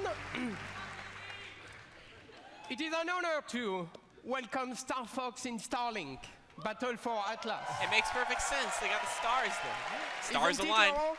It's I amazing. did it. I got it first. Ever since I started working on Starlink, I wanted to invite Fox and his crew into the game. And Star Fox on Super Nintendo was the first 3D game I've ever played, and I'll never forget that. And so for me, this moment is a dream come true. Oh, this guy loves it. And this dream was only made possible thanks to our long relationship with Nintendo. We can't wait to play Fox on the Nintendo Switch. I would like to give a special thanks to a dear friend with us in the audience today. Reggie? Ladies and gentlemen, Mr. Miyamoto. Miyamoto's back. Yes. He was just sitting there. He's like, hi, everybody. Yes. Hello, how are you? Oh, man. Jolly cooperation, seriously. That's really cool. Well, Nintendo just made Starlink relevant. I'm going to say that right now. It So did. I know you were coming today, so I came with a gift. You know, it's the first prototype R-Wing. of the vessel that we such Oh. so. Do you like it? He said Sugoi. Super. So thank you very much. So it is actually a vessel that has been created by the team, and they would be so happy to see you backstage. So let's go and join them. Thank you. We're going to kidnap him, but I mean, it's going to be okay. Oh my gosh, the team backstage probably like, yes! There it is, Ubisoft once again with that picturesque moment. Thank you, Mr. Miyamoto, and thank you, Yves. For everyone at E3, please be sure to come by the Ubisoft booth where we'll have a full hands-on demo for you to try. For everyone else, Fox looks great. Starlink will launch on all consoles on October 16th with Star Fox as an exclusive Nintendo Switch experience. Yep. I love it. I love it. Thank you. Now I'm thinking Captain Falcon in there. Thank you so much. Or Samus. Check out starlinkgame.com to pre-order the game right after the conference. Thank you so much for being here today, and have a great E3. Cool. It'll be Star Fox featuring the Starlink crew. All right, everybody, here we go. Big 2 still coming. Jorn, you still here, buddy? Oh, For Honor. Oh. Are they going to show pirates? Get the LARPers in there.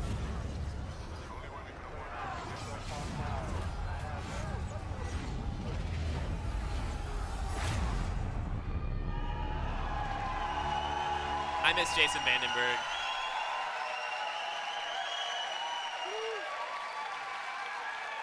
Streamers, cosplayers, artists, tournament organizers, and all of our players, you are For Honor. Indeed. Hello, I'm Roman Campos-Oyola, Creative Director.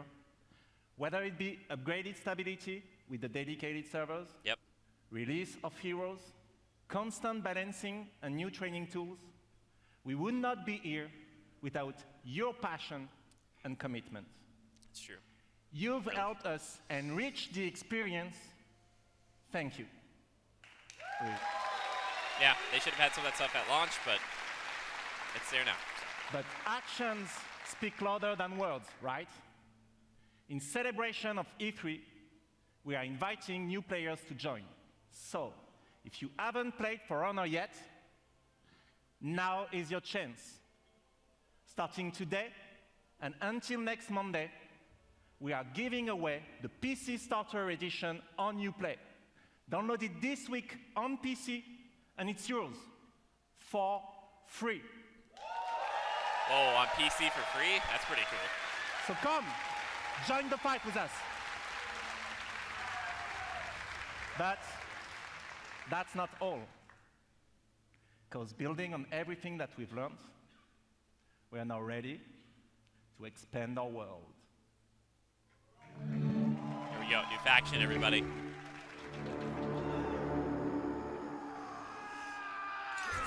Yes, new trailer. Oh.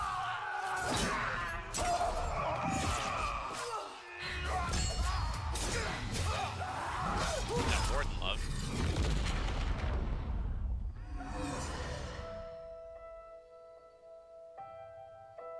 Want to go slow motion? Fire is burning,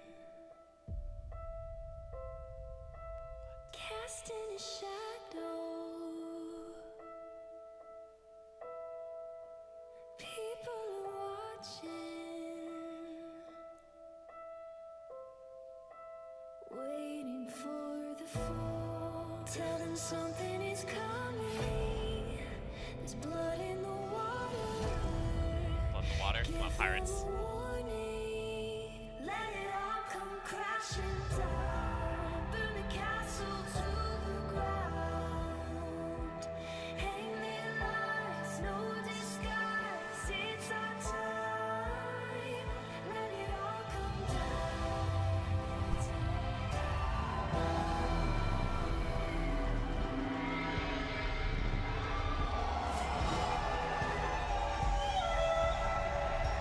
Is it like a Chinese faction? Cool.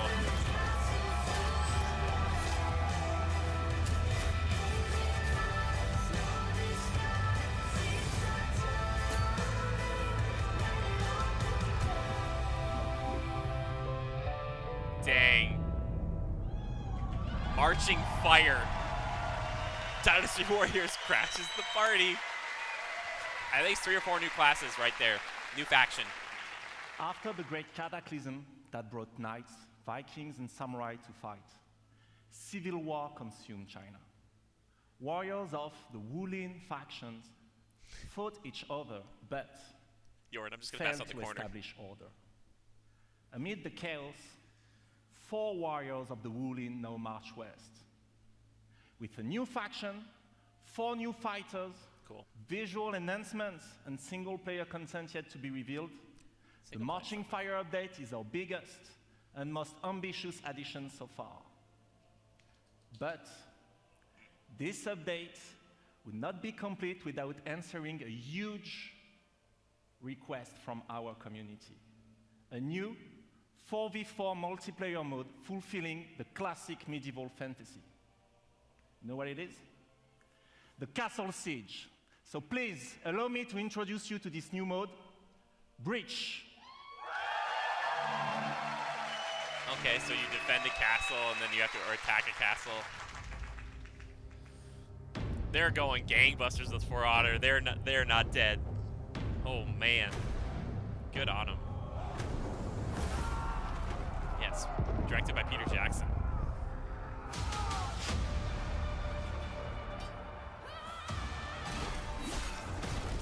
That was a good trailer, by the way.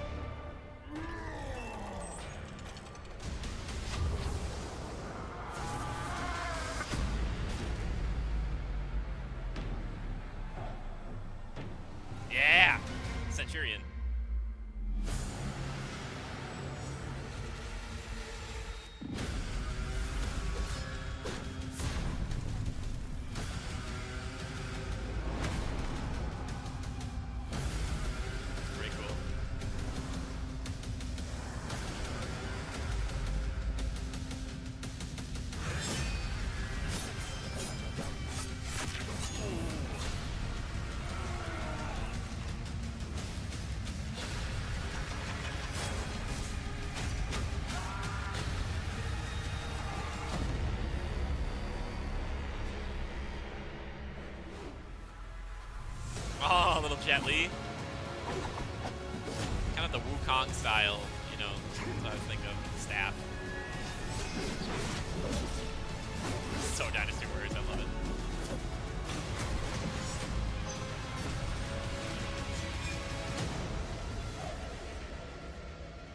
Sauron? Oh, they have like a boss you have to beat too?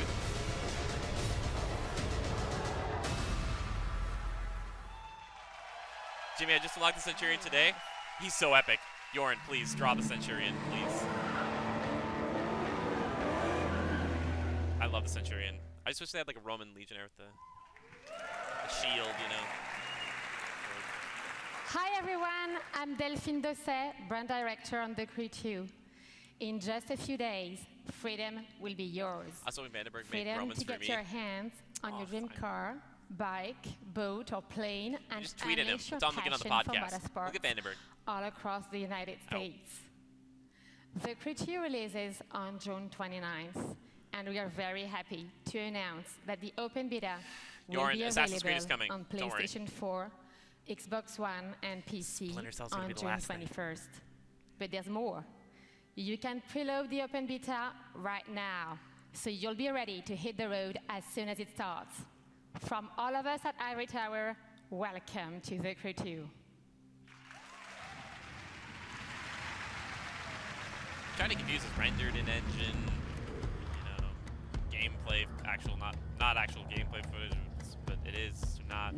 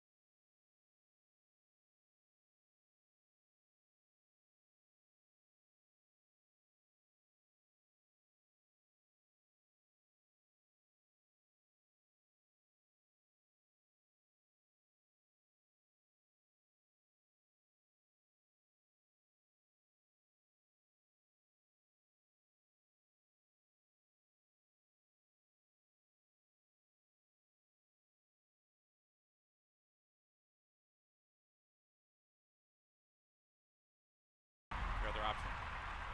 Right. Oh, cool. Reload that now. That's nice. You're ready to go.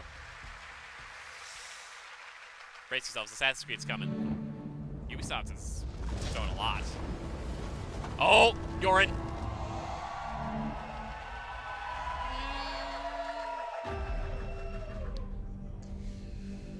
How can a child save us all if he's sentenced to die? Tell me, Nikolaos. Tell me before you let our son go.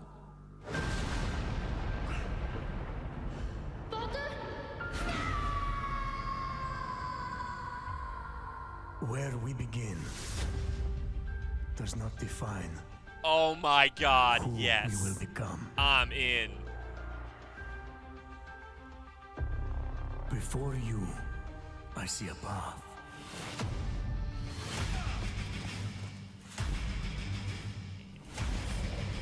Built by friendship and family.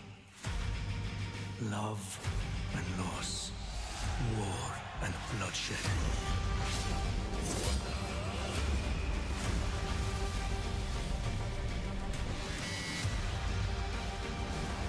You were sent by the gods to protect this world.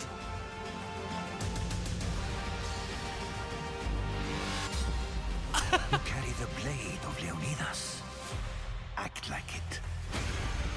Oh, superpowers. Trident. As you write your odyssey across the mountains and the seas, remember, The fate of Greece journeys with you. Oh, nice.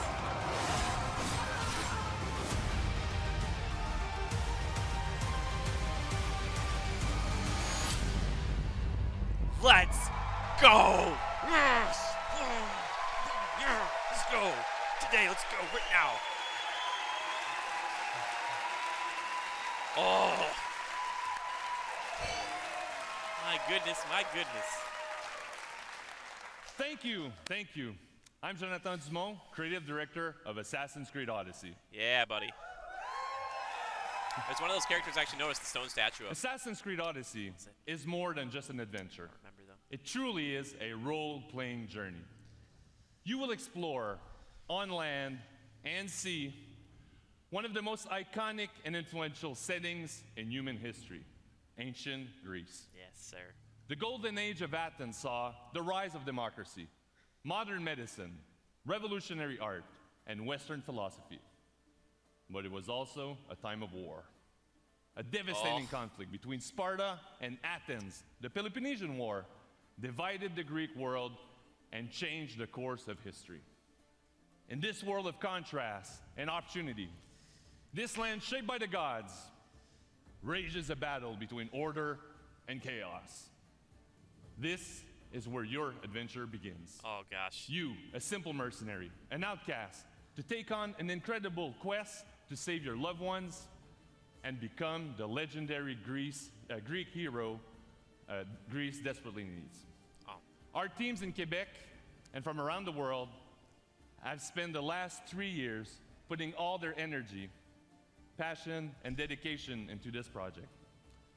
We have continued to transform Assassin's Creed into an epic RPG experience. An RPG in which you will not just play an Odyssey, but your Odyssey, shaped by your actions and choices. And the first choice you'll make at the start of the game here it is to choose your character.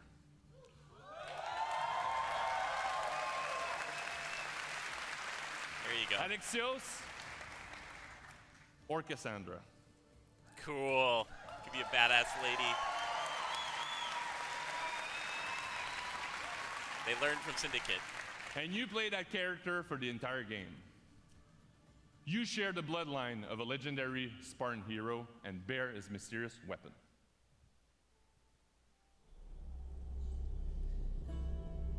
Oh, we're going in. Your turn. Leonida's spear. You're old enough now. My father's spear holds a certain burden, but you're ready. Think of Leonidas. He had great courage, and he made a great sacrifice.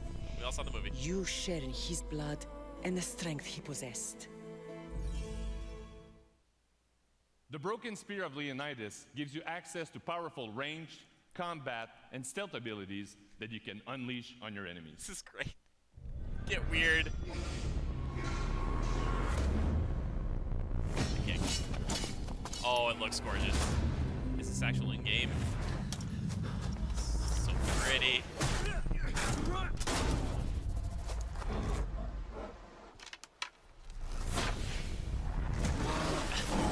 All me on the bear.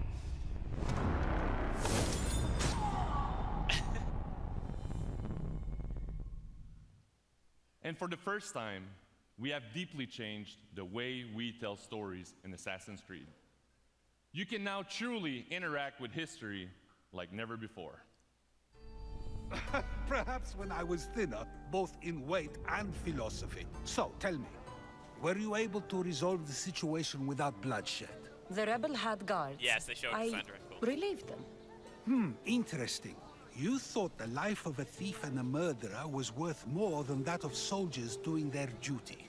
I wasn't even thinking about him, to be honest. And what of the rebel? Yep, there it is. Options. He should be halfway to Mykonos by now. Oh, really? You let that lunatic run loose? Are you sure that was wise? I'm not sure approaching you was wise. Our choices are like ripples on water.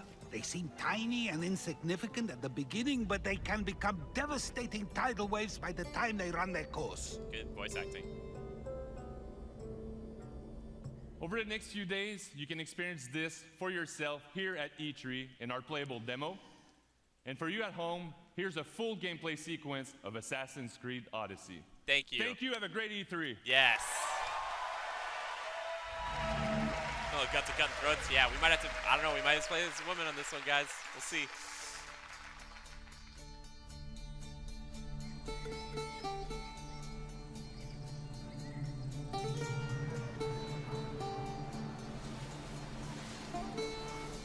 Oh gosh, this game looks so good. I can't wait to see what Jorn draws for this.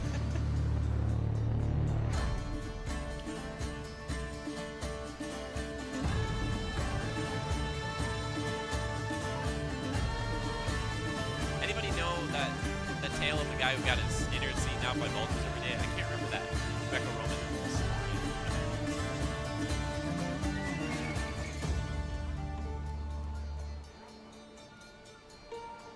They're showing yeah, they're showing Cassandra. That's smart. Oh, the eagle's back. Okay. Yep. Oh, Jorn, they made this Assassin's Creed game for us, dude. Such a beautiful island. Oh my god, it's gorgeous. So pretty.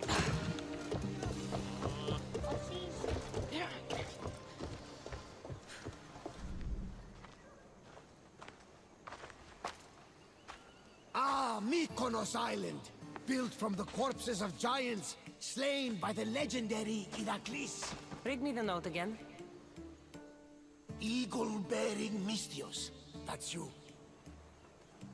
We are a small but fierce group of rebels who'd pay you handsomely to help us overthrow our Athenian oppressors. A warrior named Diocles fights with them. None who face him survive. Please, Mystios, our people are dying. Signed, Kira. What did your informant tell you? Word has already spread of you sinking those ships. There's a price on your head. Whew, that didn't take long. Oh, look at the bottom There's right. also word of Spartans landing on Mykonos. That meter. So, I'm here to find Kira, who wants me to kill Diocles. An Athenian ally.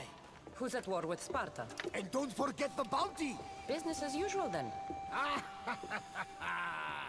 Gods protect you, Cassandra. Thanks, Varnavas. But they'll be too busy protecting Diocles from me. We've been spotted!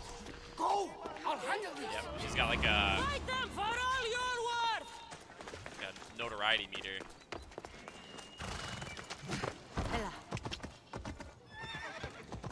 Wow, this is so pretty. Jorn, this is worth staying up for, buddy. I think.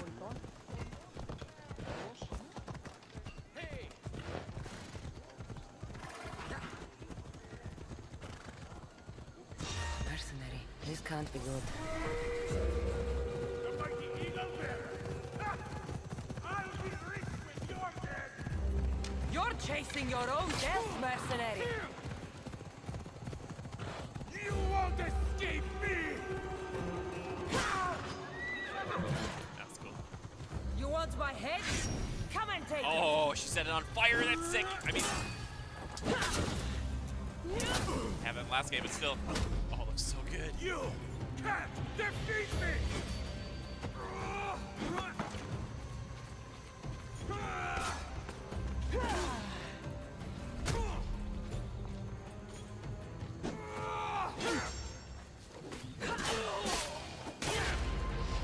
Yep. Okay. Similar animation to what we saw in last game. You really should have left me alone. New Merc helmet to put on. Ooh, revamped that. That looks cooler now. Yes, she looks like a badass. Oh my god. Yes. Oh yeah. Oh, look at those skill trees, baby. Let me see more of that. Assassin, warrior, and what else? Hunter. Okay. Similar stuff, kind of.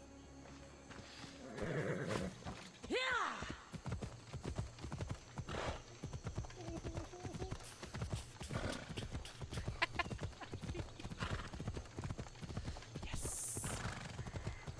Show me some sneaking. Spartan camp. Varnavas was right. Spartans have made themselves right at home. All right, go say hi. Do they not know that she's not a Spartan because she's got the helmet on? Because that's really cool. I'm looking for Kira. What do you want with her?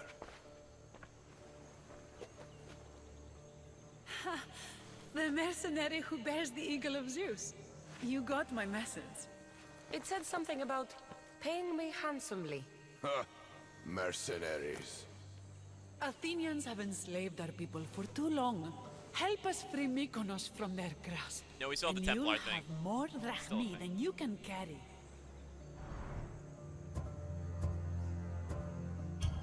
I'm here to kill Theocles, not go to war. Which is why I sent word of a rebellion to you and Sparta. My men are ferocious in a ground assault, but we're outnumbered. And Theocles fights with the fury of Ares. Join us in battle. If you're half the warrior Kira says you are, we'll grind these Athenians into dust. I wonder if you can romance these guys. All right, Spartan. I'll fight with you. But Theocles is mine. To battle then.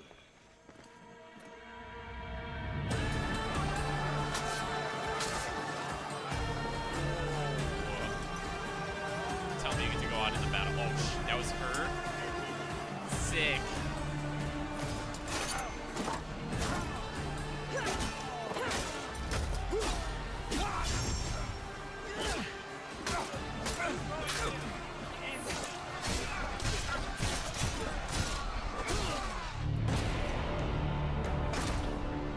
It's like Troy's coming to life.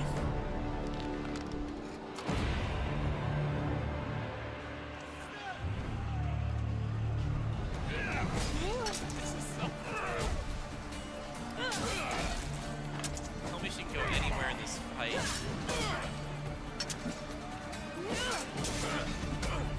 Oh yeah, that was good stuff. Zeus has abandoned you, Eagle Banner! Oh, she's got the cudgel. Big face. Your life ends today! Won't break his head.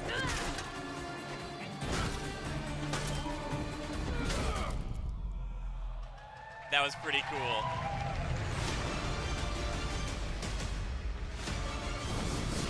Not really a lot of assassinating, but... Oh yeah, there's definitely romance options.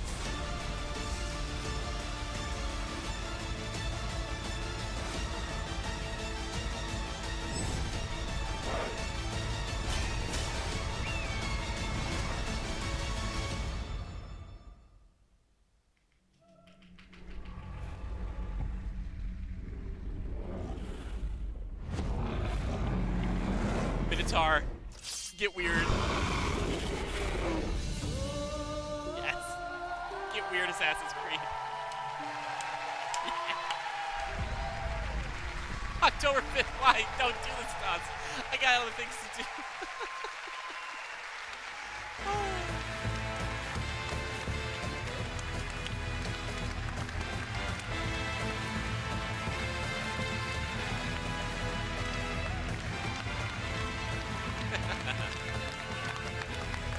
It ain't over yet. Hi, everyone, and thank you for joining us. And thanks to everyone watching from home. No problem, Eve. It's To my our pleasure. teams, it's an honor to work with some of the best in the world. Congratulations on a great show. Bring Ironside out there. Bring him out. Where is he? He's hiding. I am good. I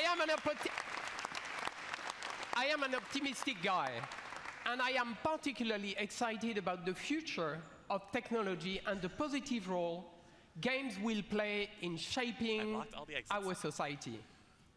To create these games, we need to work even more openly with you, the gamers, because we know when we do that together, everything gets better. So have a great history. Thank you very much.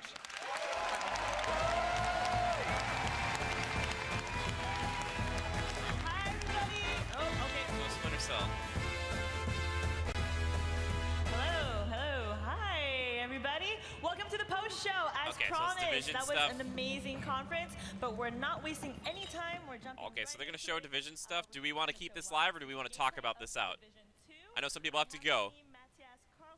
Do you guys want me to leave this live, or do you want me to mute it and just have it in the background? Christian Panner, game director and producer respectively. How you guys doing? Oh God, is Splinter Cell gonna be at Sony?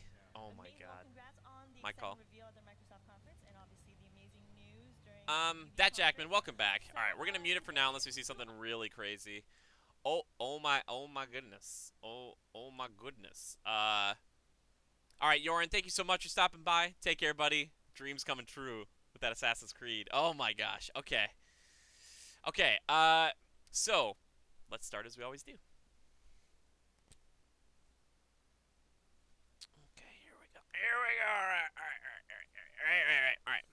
So here we go. Wait, where is it? There it is. Ubisoft. Splinter Cell? Nope. Skull and Bones? Check. One more thing? No. Weird. Kind of that's their thing, but they decided not to do it. So 1 out of 3. Not great. Not the worst. Skull and Bones had a very nice showing, though. Let's just talk about what we can remember. Oh my gosh, Ubisoft came with it. That was right. No surprises. Yeah, I think a lot of that's because of the leaks. You know, we kind of, unfortunately, Assassin's Creed, I think, was their kind of big showstopper at the end, which I still think it showed really, really well. Let's talk about that first, maybe. I'm really excited about that game. It looks great. Obviously, like I said before, I love Assassin's Creed, and the Legionnaires kind of we have a Greco-Roman theme here at Critical Reviews, so I think it looks gorgeous. I think it's beautiful, and it's getting weird, giving you superpowers, showing off like a Minotaur at the end or whatever, getting strange with all that. Great. Assassin's Creed, go for it. Why not? I super jolly Donkey Kong, loved it. That was so good. That was really, really good. I really liked seeing that. The music was excellent. I think there was a few issues they had with some of their mics and stuff, but still, we saw a little bit of Beyond Good and Evil 2 in action a little bit. They should have zoomed in a little bit more, but it was nice to see that that was there. Division had a pretty decent showing. Division 2, nothing super crazy. I can't really remember too much, but the kind of specializations in the classes, I thought that was kind of interesting. We can see this right here. Kind of going through. They might show that off a little bit. Yeah, Missile Mage is out too. All right, later, buddy. So let's talk about this a little bit. I want to talk about. There's so many things I want to talk about. All right, where was I going with this? There was something specifically I want. Okay, Skull and Bones. Let's talk about Skull and Bones for a second. They actually showed a hub, or at least a hideout where you get to hang out and walk around. It looks like, which is pretty nice. That was kind of cool that they did that. They showed off more of the game. It looked like there is a focus of you could play this game kind of by yourself, but you can call in friends if you want to. But the issue with that is that you might not see eye to eye with them. You might not split the loot all separately, and you might attack them, end up attacking them at the end, especially if they're weak and you're like, all right, cool, I'm going to take my chance and play. So I think you could probably play that co-op without killing your friends, though, because I would imagine, like, if I wanted to play with, like, my buddy Joe and my buddy Drew, it'd be kind of rough to do that to them. They'd be like, well, I don't want to play with you so much anymore. So yeah, I think Skull and Bones had a pretty good showing, all things considered. I actually really like where they're going with that game. And yeah, a lot of people want to draw parallels to Sea of Thieves, but this is just in a whole other class, I think. You might not be exploring the islands themselves on foot, but as far as the naval combat goes, it's not really fair to compare them. They're both pirate games, but that kind of seems to be where the similarities end. I don't know. But it looks pretty sweet. Star Fox. Let's talk about that for a second. Starlink. Nintendo basically putting it more so on the map than it already was with Star Fox. I was kind of thinking, like, who's this red scarf? And then I was like, oh my gosh, like, that was really cool. That was a nice, big surprise. I like these Nintendo surprises, and maybe that's what's going to happen with Ubisoft moving forward. They're going to stop doing this one more thing and putting that pressure on themselves, and they're going to try to keep securing these exclusives, like with Nintendo, to just be like, oh yeah, and in Rayman, the next Rayman game, you could play as like Cranky Kong or Donkey Kong and like run across the stages or something like that, or it's just kind of a jolly cooperation. And seeing Miyamoto there with the R-Wing is like, oh, so good. Good. I don't think I'll still play Starlink, but Star Fox and Starlink makes sense. Makes sense, doesn't it? Let's see, what else? What else did they show? Just Dance, they showed that. They showed new Trials stuff. There's a lot of stuff for Trials. I like Trials a lot. It's hard for me to know, like, I can see what is kind of new-ish, but besides that, I think Trials is a great game. It's got a lot of showtime, but yeah, nothing wrong with that. I think that's good. What else did they show? They talked about For Honor. Ton of new stuff coming for Honor. That's great. I love seeing that new faction. I think that like a Chinese group like that with those 4 warriors, similar but different enough, and that new mode where it's the 4v4 kind of defending a castle or attacking a castle. I think that's really cool. That's kind of something they probably also should have launched with. But that is really cool to see. Rainbow Six Siege obviously still supporting that game. Still a big deal, at least for the people who are devoted to it, dedicated to it. That was nice to see. I don't think I really need to see the whole, like, them touching on that documentary thing. I was kind of worried that was going to drag the whole show down, but thankfully it didn't. It wasn't that long, but it was like, okay, move it along. I was worried we were going to get another young Kiv situation from EA, like the other day, where I was like, okay, why are we doing this? But yeah, chat, I want to know, like, what was the game for you? I'm still waiting for Splinter Cell. They might show it tonight at Sony. I thought for sure we'd get that today. I really did. But that means that there's always a potential for Final Fantasy VII Remake, for Splinter Cell, for Avengers to show up tonight at Sony. That would be nuts. That would be crazy. Like, those 3 games would be like, I would, to show green on a Sony stage, that's a bold move right there. That's a bold move, and I'd like to see it. I would like to see it. But yeah, Skull and Bones looks so fun. It does look like a lot of fun. I like the customization. It looks like you can change up a lot there, which is really, really good, because if you're going to focus on not being able to be on land and to be on your ship, you should be able to customize every inch of that thing, or just about, which I think is really cool. And it looks really intimidating as far as, like, there's a ton of different little things on the bottom there. I was looking at the HUD and I was like, whoa, yeah, there's a lot going on here with the cannons and everything. And I was like, whoa, okay, that's pretty nuts. Or different cannon types and different types of ships and stuff that I'm pretty familiar with, but it looked like there's a lot more variation and variety to customizing your ship and picking it for the right battle, which is really cool, because you haven't really been able to do that in other games featuring this that have come out of Assassin's Creed. So Beyond Good and Evil 2, I think, still has me most excited. Then Division 2, Fragan, I love that you're excited about Division 2. I think there's potential. I think Drew and Joe and I would get back into it. I think I'd be the crossbow guy, Joe would be the grenade launcher guy, Drew would be the sniper guy. I think there's going for 3. Like, that's Destiny as well. It's very, like, okay. But I'll probably show Joe this Division 2 stuff. He'd probably want to see this, because we enjoyed Division. We just didn't stay with it forever because we got kind of bored. So, and this one looks like a little bit better as far as, like, you don't have to shoot enemies in the head all day. Maybe? I don't know. I like the little bee thing. That was fun. Let's see. I don't think I'll pre-order any of these, but a few of them I might pick up after they release. Yeah, Jackman for sure. Well, I don't mean to compare it to Sea of Thieves. It did seem to take the foundation and actually build on it, leveling up, customizing your ship, cannon placement. Oh, Fatty, totally. Dude, like, I drew parallels too. I think this will just, it's different. You know, Rare kind of came out and they're like, hey, like, here's this new thing that we don't really have a basis for, and we're building it from the ground up. Whereas at least with Singapore, they were the ones who I think either did Assassin's Creed 3 or 4. I think it was 3 that they actually did the ship stuff. So they've been doing this for a long time. That group knows what they're doing and have now got to build upon it. So give Sea of Thieves like 5 or 7 years and then see where it is there. See, I didn't mean to make that joke. I'm so sorry. Think Sea of Thieves should have done way sooner. Fatty, I agree. I just got bored of it, man. It's so boring. But yeah, I think that naval combat's cool. I like seeing the differences in, like, the cannons, saying, like, these ones are better up close, these ones are better far. Some, like, one person, they said they unlocked, like, a siege mode for, like, a little bit, so it seems like a special ability. More of, like, there's, like, the battering ram, which you, like, most ships can have, but maybe that was special. Like, they get armor if they charge or something. I think it's pretty cool, pretty interesting. The real question is, are we just getting this loot to upgrade our ship? That's the question. Is that, like, what we're trying to do? Like, get cooler, like, wheels and stuff? Or are we trying to purchase bigger and better armaments for PvP or something? I don't know. Which is pretty cool. I think it's really interesting. I think that game is going to be a little bit of a sleeper hit. I think so. I have this feeling like it's going to be a little bit of a sleeper hit. Kind of like these other games, like Siege and For Honor. Kind of like they're still around. So I feel like Skull and Bones will come out, and then people who really get into it, and then they'll just keep supporting it. Also, by the way, I forgot to mention Division 2.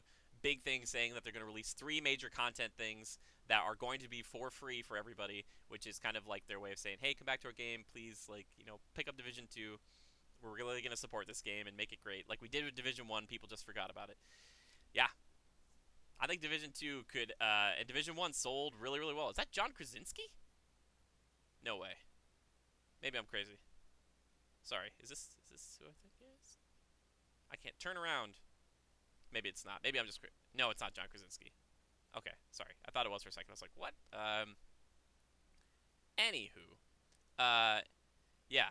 But I don't know, there wasn't like a lot of things that they showed that were not that great. They obviously started the show off with Just Dance, just getting really weird and stuff. That's just Ubisoft style, and I like it. You know what, if they start off that way with dancing, and they have a nice Miyamoto cameo, sounds like a good show to me. Yeah, but chat, tell me, what's the one game, if you could pick one game from this one that would blow you away? I don't think I scored Square Enix earlier today. I'm going to give them 6.5 or 6.5 just because a lot of the stuff they showed we'd already seen before.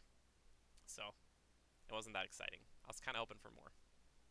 Maybe 7?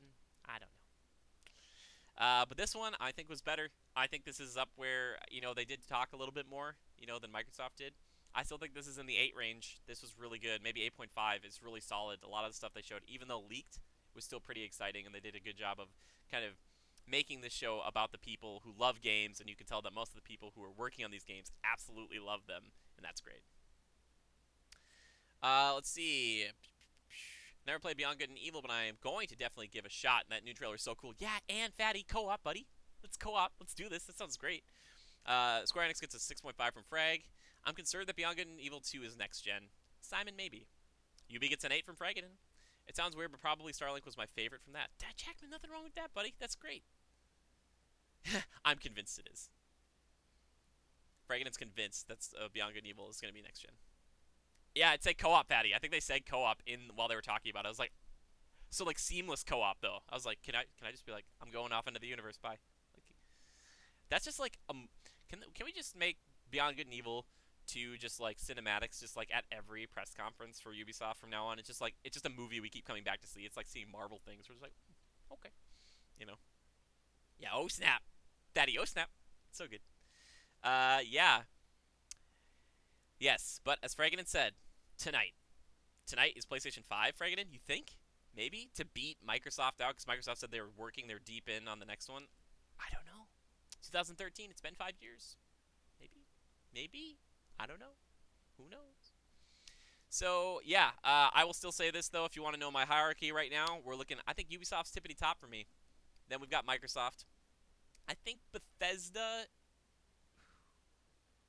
And like I said, it's hard to compare like Square to all this stuff. I don't want to throw it in there because I want to say like, is Nintendo or Square, was that better because it's a direct? But I'd say Bethesda and Square for me are kind of fighting. I like Square's stuff more. I think Bethesda put on a more interesting maybe show, but they actually put on a show. Square didn't, and I think EA is at the bottom. EA, I'm sorry, I'm not sorry. You ruined Command and Conquer. You make it into a mobile game. No, just no.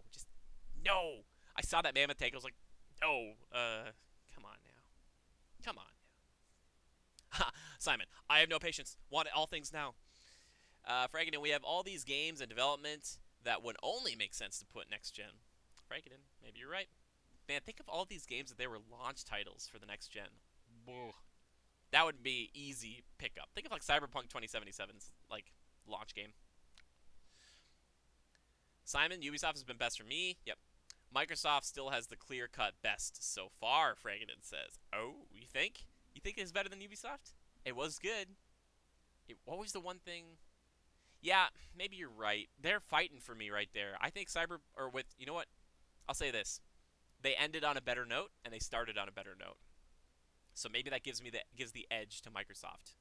So maybe UB is like right at 8 with them, or like if Microsoft's more like an 8.5, 8.25 or something, Ubisoft's like right there. Yeah, they ended that with old Cyberpunk. Whew. Even though, as much as I love that Cyberpunk trailer, I really wish I could have seen gameplay. If they would have shown gameplay after that trailer, it would be like a 9. The press conference would be like a 9. I'd be like...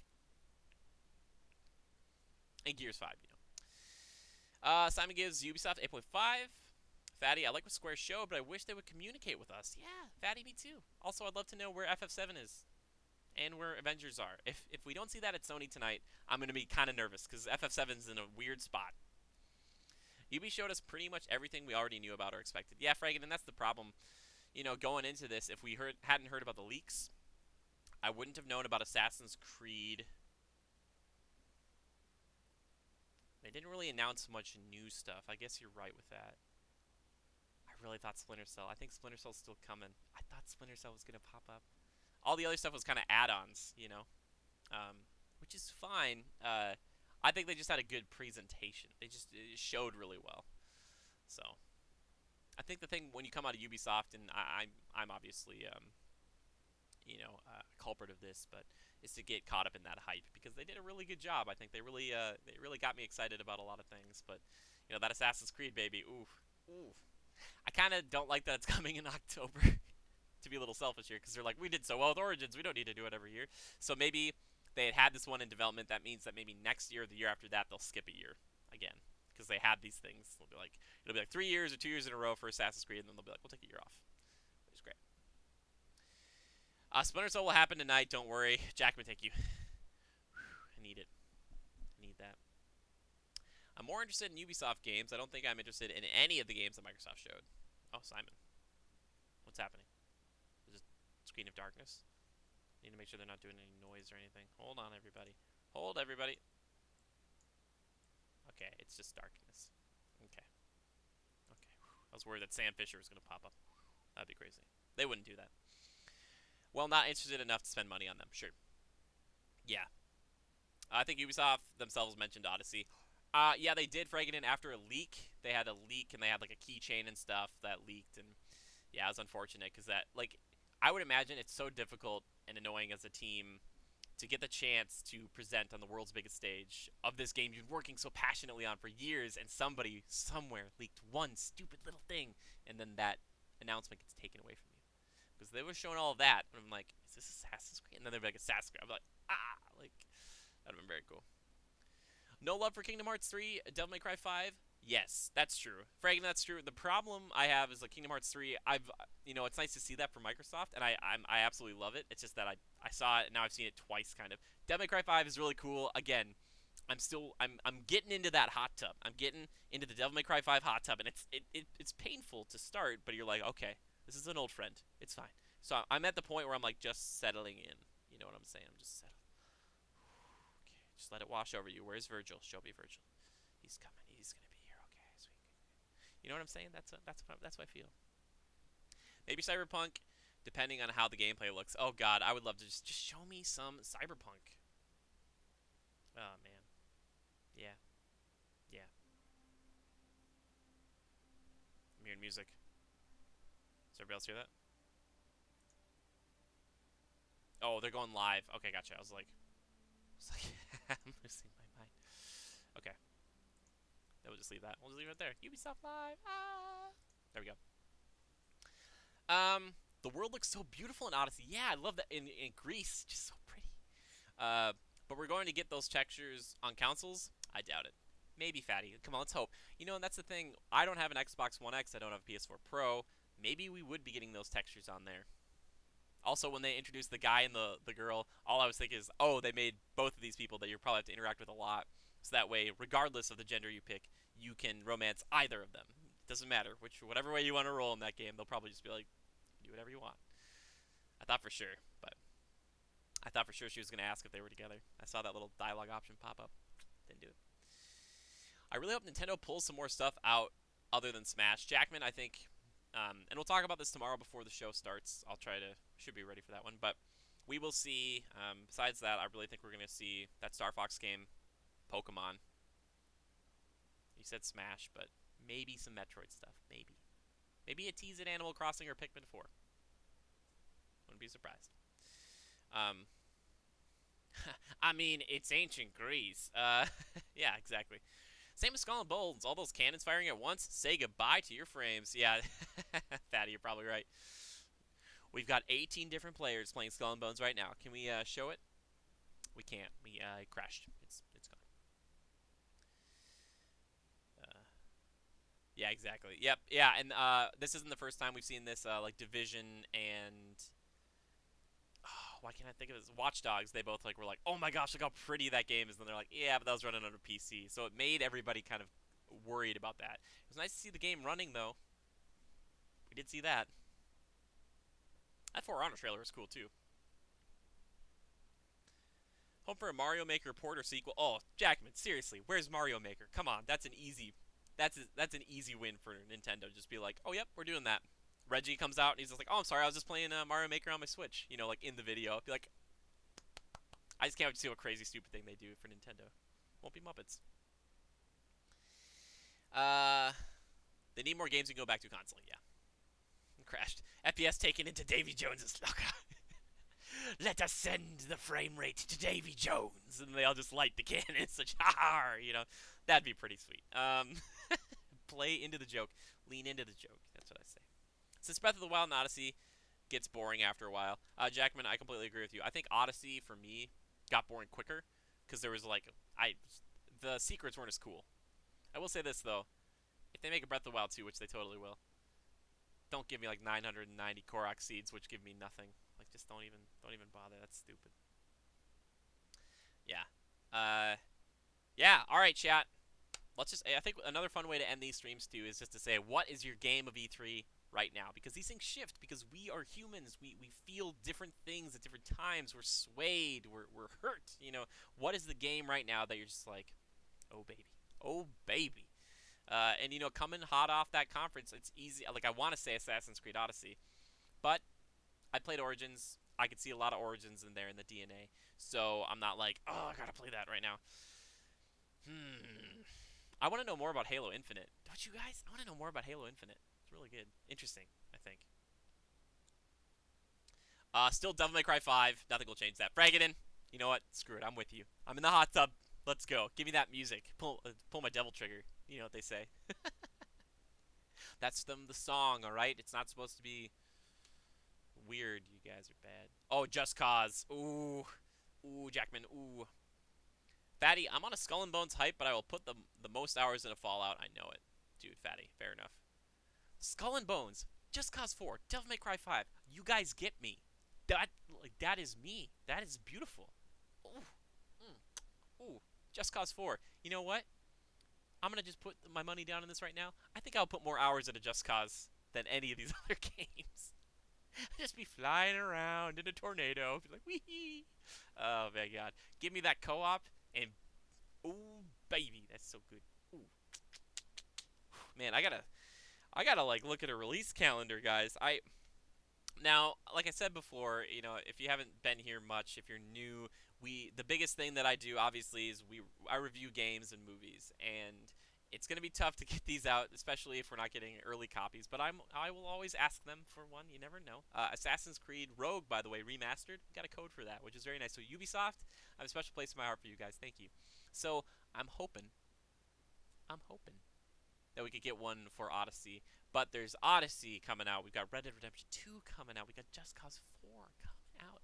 3 massive games. That's not to mention, before all that, we still have Spider-Man, Dragon Quest 11. Huge, huge, huge. Oh my God. Oh guys, what are you doing to me? So I'll do my best to review as many of those as I possibly can. Might have to do some review in progresses, especially for like Dragon Quest is coming out right. Spider-Man. Oh boy. Simon, probably Elder Scrolls 6, sadly, even though it's probably like 45 years away. Maybe it's more like 2 to 3. Simon, have faith. Have faith in that. Rest in peace, my wallet. Yeah, and then February's got like a ton of things coming out too. It's like, what am I supposed to do with that? But I will do my best to at least stream all of those games as they come out during the fall and all that jazz, because I love doing that. So thank you guys so much. Let's wrap it up. Do you have any other questions here before we're done with the show today? At least for now, because Sony is coming up in like 3 hours. One of the big boys. Seriously, they always put on a pretty crazy show, or they typically try to. So we'll see. God of War is out right now. You know, Horizon, not gonna do anything with that. We're gonna get these 4 big games: Spider-Man, Ghost of Tsushima, Death Stranding, The Last of Us Part 2. Pretty nuts. Can't wait to see what Death Stranding video gameplay is like, or just the gameplay itself. I'm feeling Death Stranding will probably end up being my game of E3. Oh, really, Simon? Maybe. Jackman, what's my favorite film? Excellent question. I don't know if you count all 3 of them as one, 'cause it's not technically fair. Lord of the Rings. I see it as one big film. I used to love Two Towers the most. Maybe I still do. I just love them all. I just love that whole thing. Just that whole...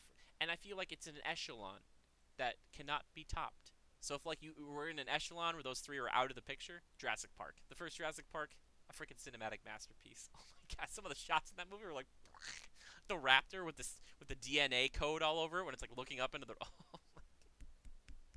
Oh, but yeah. Since I need something to do until Sony conference, yeah. But those are maybe my top four in the top two, kind of. But yeah, I love Lord of the Rings. Ooh, ooh, ooh, so good. Acting, so good. It's got the horror, it's got the romance, it's got the action, it's got the lore, it's got everything. Ooh, so good. Deserving of all the praise. Practical effects, crazy special effects of the time. Still holds up. Yeah. Umbra Gaming, oh my gosh. Battle of Helm's Deep, greater than everything. Umbra. Manny, is that you? Is that you, Manny? Manny, I'm looking forward to talking to you tomorrow, buddy. Ooh, buddy. Ooh.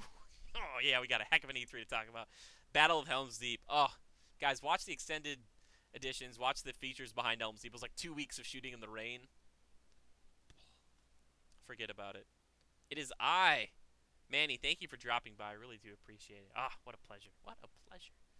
Yeah, we were just talking about Ubisoft. Did you watch Ubisoft there, Manny? What was your favorite thing from Ubisoft? Talk to me. What was it? Also, if anybody knows a good graphic designer, we had a complaint about this looking earlier. They're following. Thank you so much. Thank you so much, Manny. I appreciate it. You've joined the Legion in one way or another. Thank you. If you know a good graphic designer, maybe you can talk to W. Lucha. You know, spruce this thing up. It's a little bit old, but yeah. Actually, I'm gonna be on Manny's podcast tomorrow, so you guys gotta listen to that. Umbra Gaming. Check him out. Also worth mentioning, I'm a massive Lord of the Rings guy. I've read the Silmarillion thrice. Dude, I've not read it. The Ice, the once. I tried reading Fellowship, man. I've tried a few times. It's just so hard. There's just pages upon pages of describing a tree. But I love Lord of the Rings. Oh, God. I love it so much. Just the cinematic stuff, mostly. I love it. Oof, oof. I love those Urukai. I love them. Give me a Berserker any day.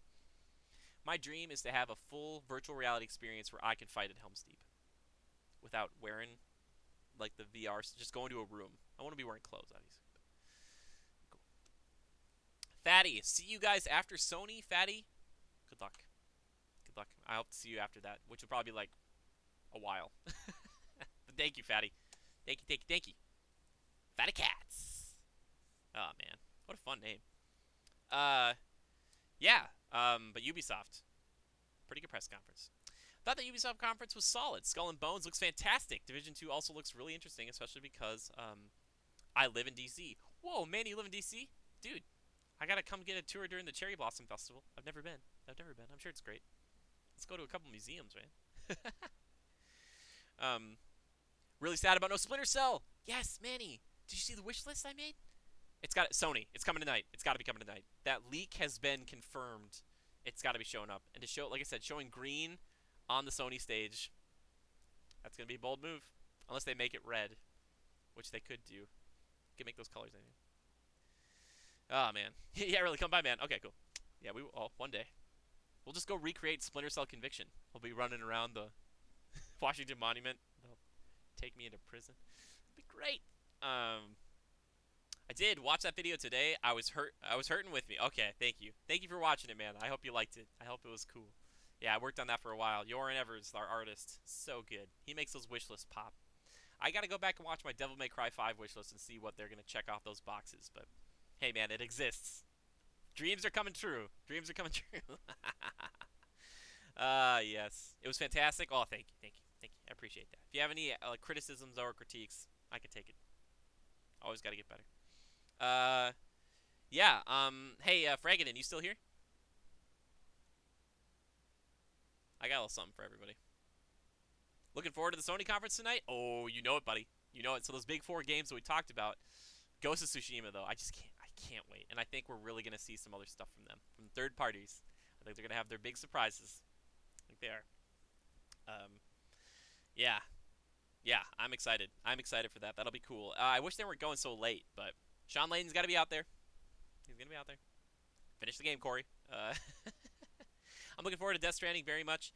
I just want to get the cat out of that bag and just see what it is, because so many people are like, oh, I can't wait for Death Stranding. It's just like, I want to be excited because I know what it is. Kind of like with Cyberpunk. I can kind of guess what Cyberpunk is going to be. I can kind of guess what Death Stranding could be. I need to see it. Hideo Kojima is Kojima. See, and that doesn't play with me because honestly, I haven't been a huge fan of his work in the past. I haven't really played a lot of it. And playing Metal Gear Solid 5, they constantly remind me that he made this game and he did it. I'm just like, it's tooting your own horn too much. You know, just I don't know. I don't feel the same way. I know people love him and he's like a god unto many, but not for me. I don't subscribe to that religion. Give me a reason to. That's what I'd say. And I know some people would be like, Metal Gear, why don't you play Metal Gear? I don't know. I just never gotten into them. I'm sorry. Splinter Cell was more my jam. And also, I don't want to have like an 18-minute cutscene. Like, come on, guys. Same. I'm a massive Kojima fan. I had a jeweler from Denmark make me a replica necklace like the one from the trailers. Umbra, well, that's okay. I respect that. I love me some Kojima, but I get why he's not for everyone. See, and I respect that you respect that. Thank you. Man, he's like, and yeah, can we get Jimmy off the show? He's not on the show anymore. Okay, cool. I did not get into Metal Gear Solid 5, but I've loved the other games. Yeah, Metal Gear 5 is kind of weird. It's weird. I don't know how to feel about it. It's a hodgepodge of a game, but that's because a lot of the behind-the-scenes stuff is weird. Anyway, Ubisoft. For anybody who didn't give it a score, I don't know if Fragadin pieced out. I was going to do something for him. Maybe he's here, maybe he's not. But yeah, like I said, it's kind of fighting for that top spot with Microsoft for me. I guess, you know, after what Simon had said, though, then, you know, to reassess, Microsoft did just come out swinging, and they showed off a ton of stuff, and I really have to respect that. It's pretty cool. They only had, like, a few things where I was like, nah, maybe not even that. I don't know. It's just, it's so, like, when you open the show with Halo and you end it with Cyberpunk, it's hard to say, like Gears had a really good showing. They did it what I love to see is that trailer, but then the gameplay, and oh boy. Oh boy. I love Gears. I know it's not as exciting to everybody else, and it's not even that exciting to me, but I love Gears. I love Gears of War. Jackman, I'm going to go. See you all at the Sony conference. Sounds good. I think we're going to wrap it up here. We're going to wrap it up the only way I know how to right now, because let's just hope that tonight, it was fun. It was fun, fast. Lots of things, fun surprises. I mean, Jump Force, dude. Jump Force. Vomit right now. So good. So good. Let's just jam out together for a second. Oh, hold on a second. Let's just sing a little. Is this what I think it is? Oh, there we go, everybody. Can you guys hear this? Oh, yeah. Thank you for the follow, Super Chrissy Chan. Oh, yeah.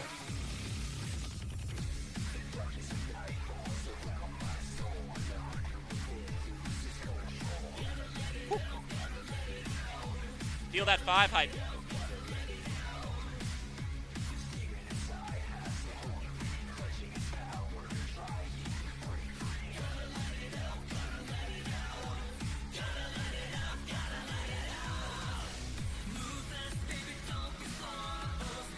I really like the song now.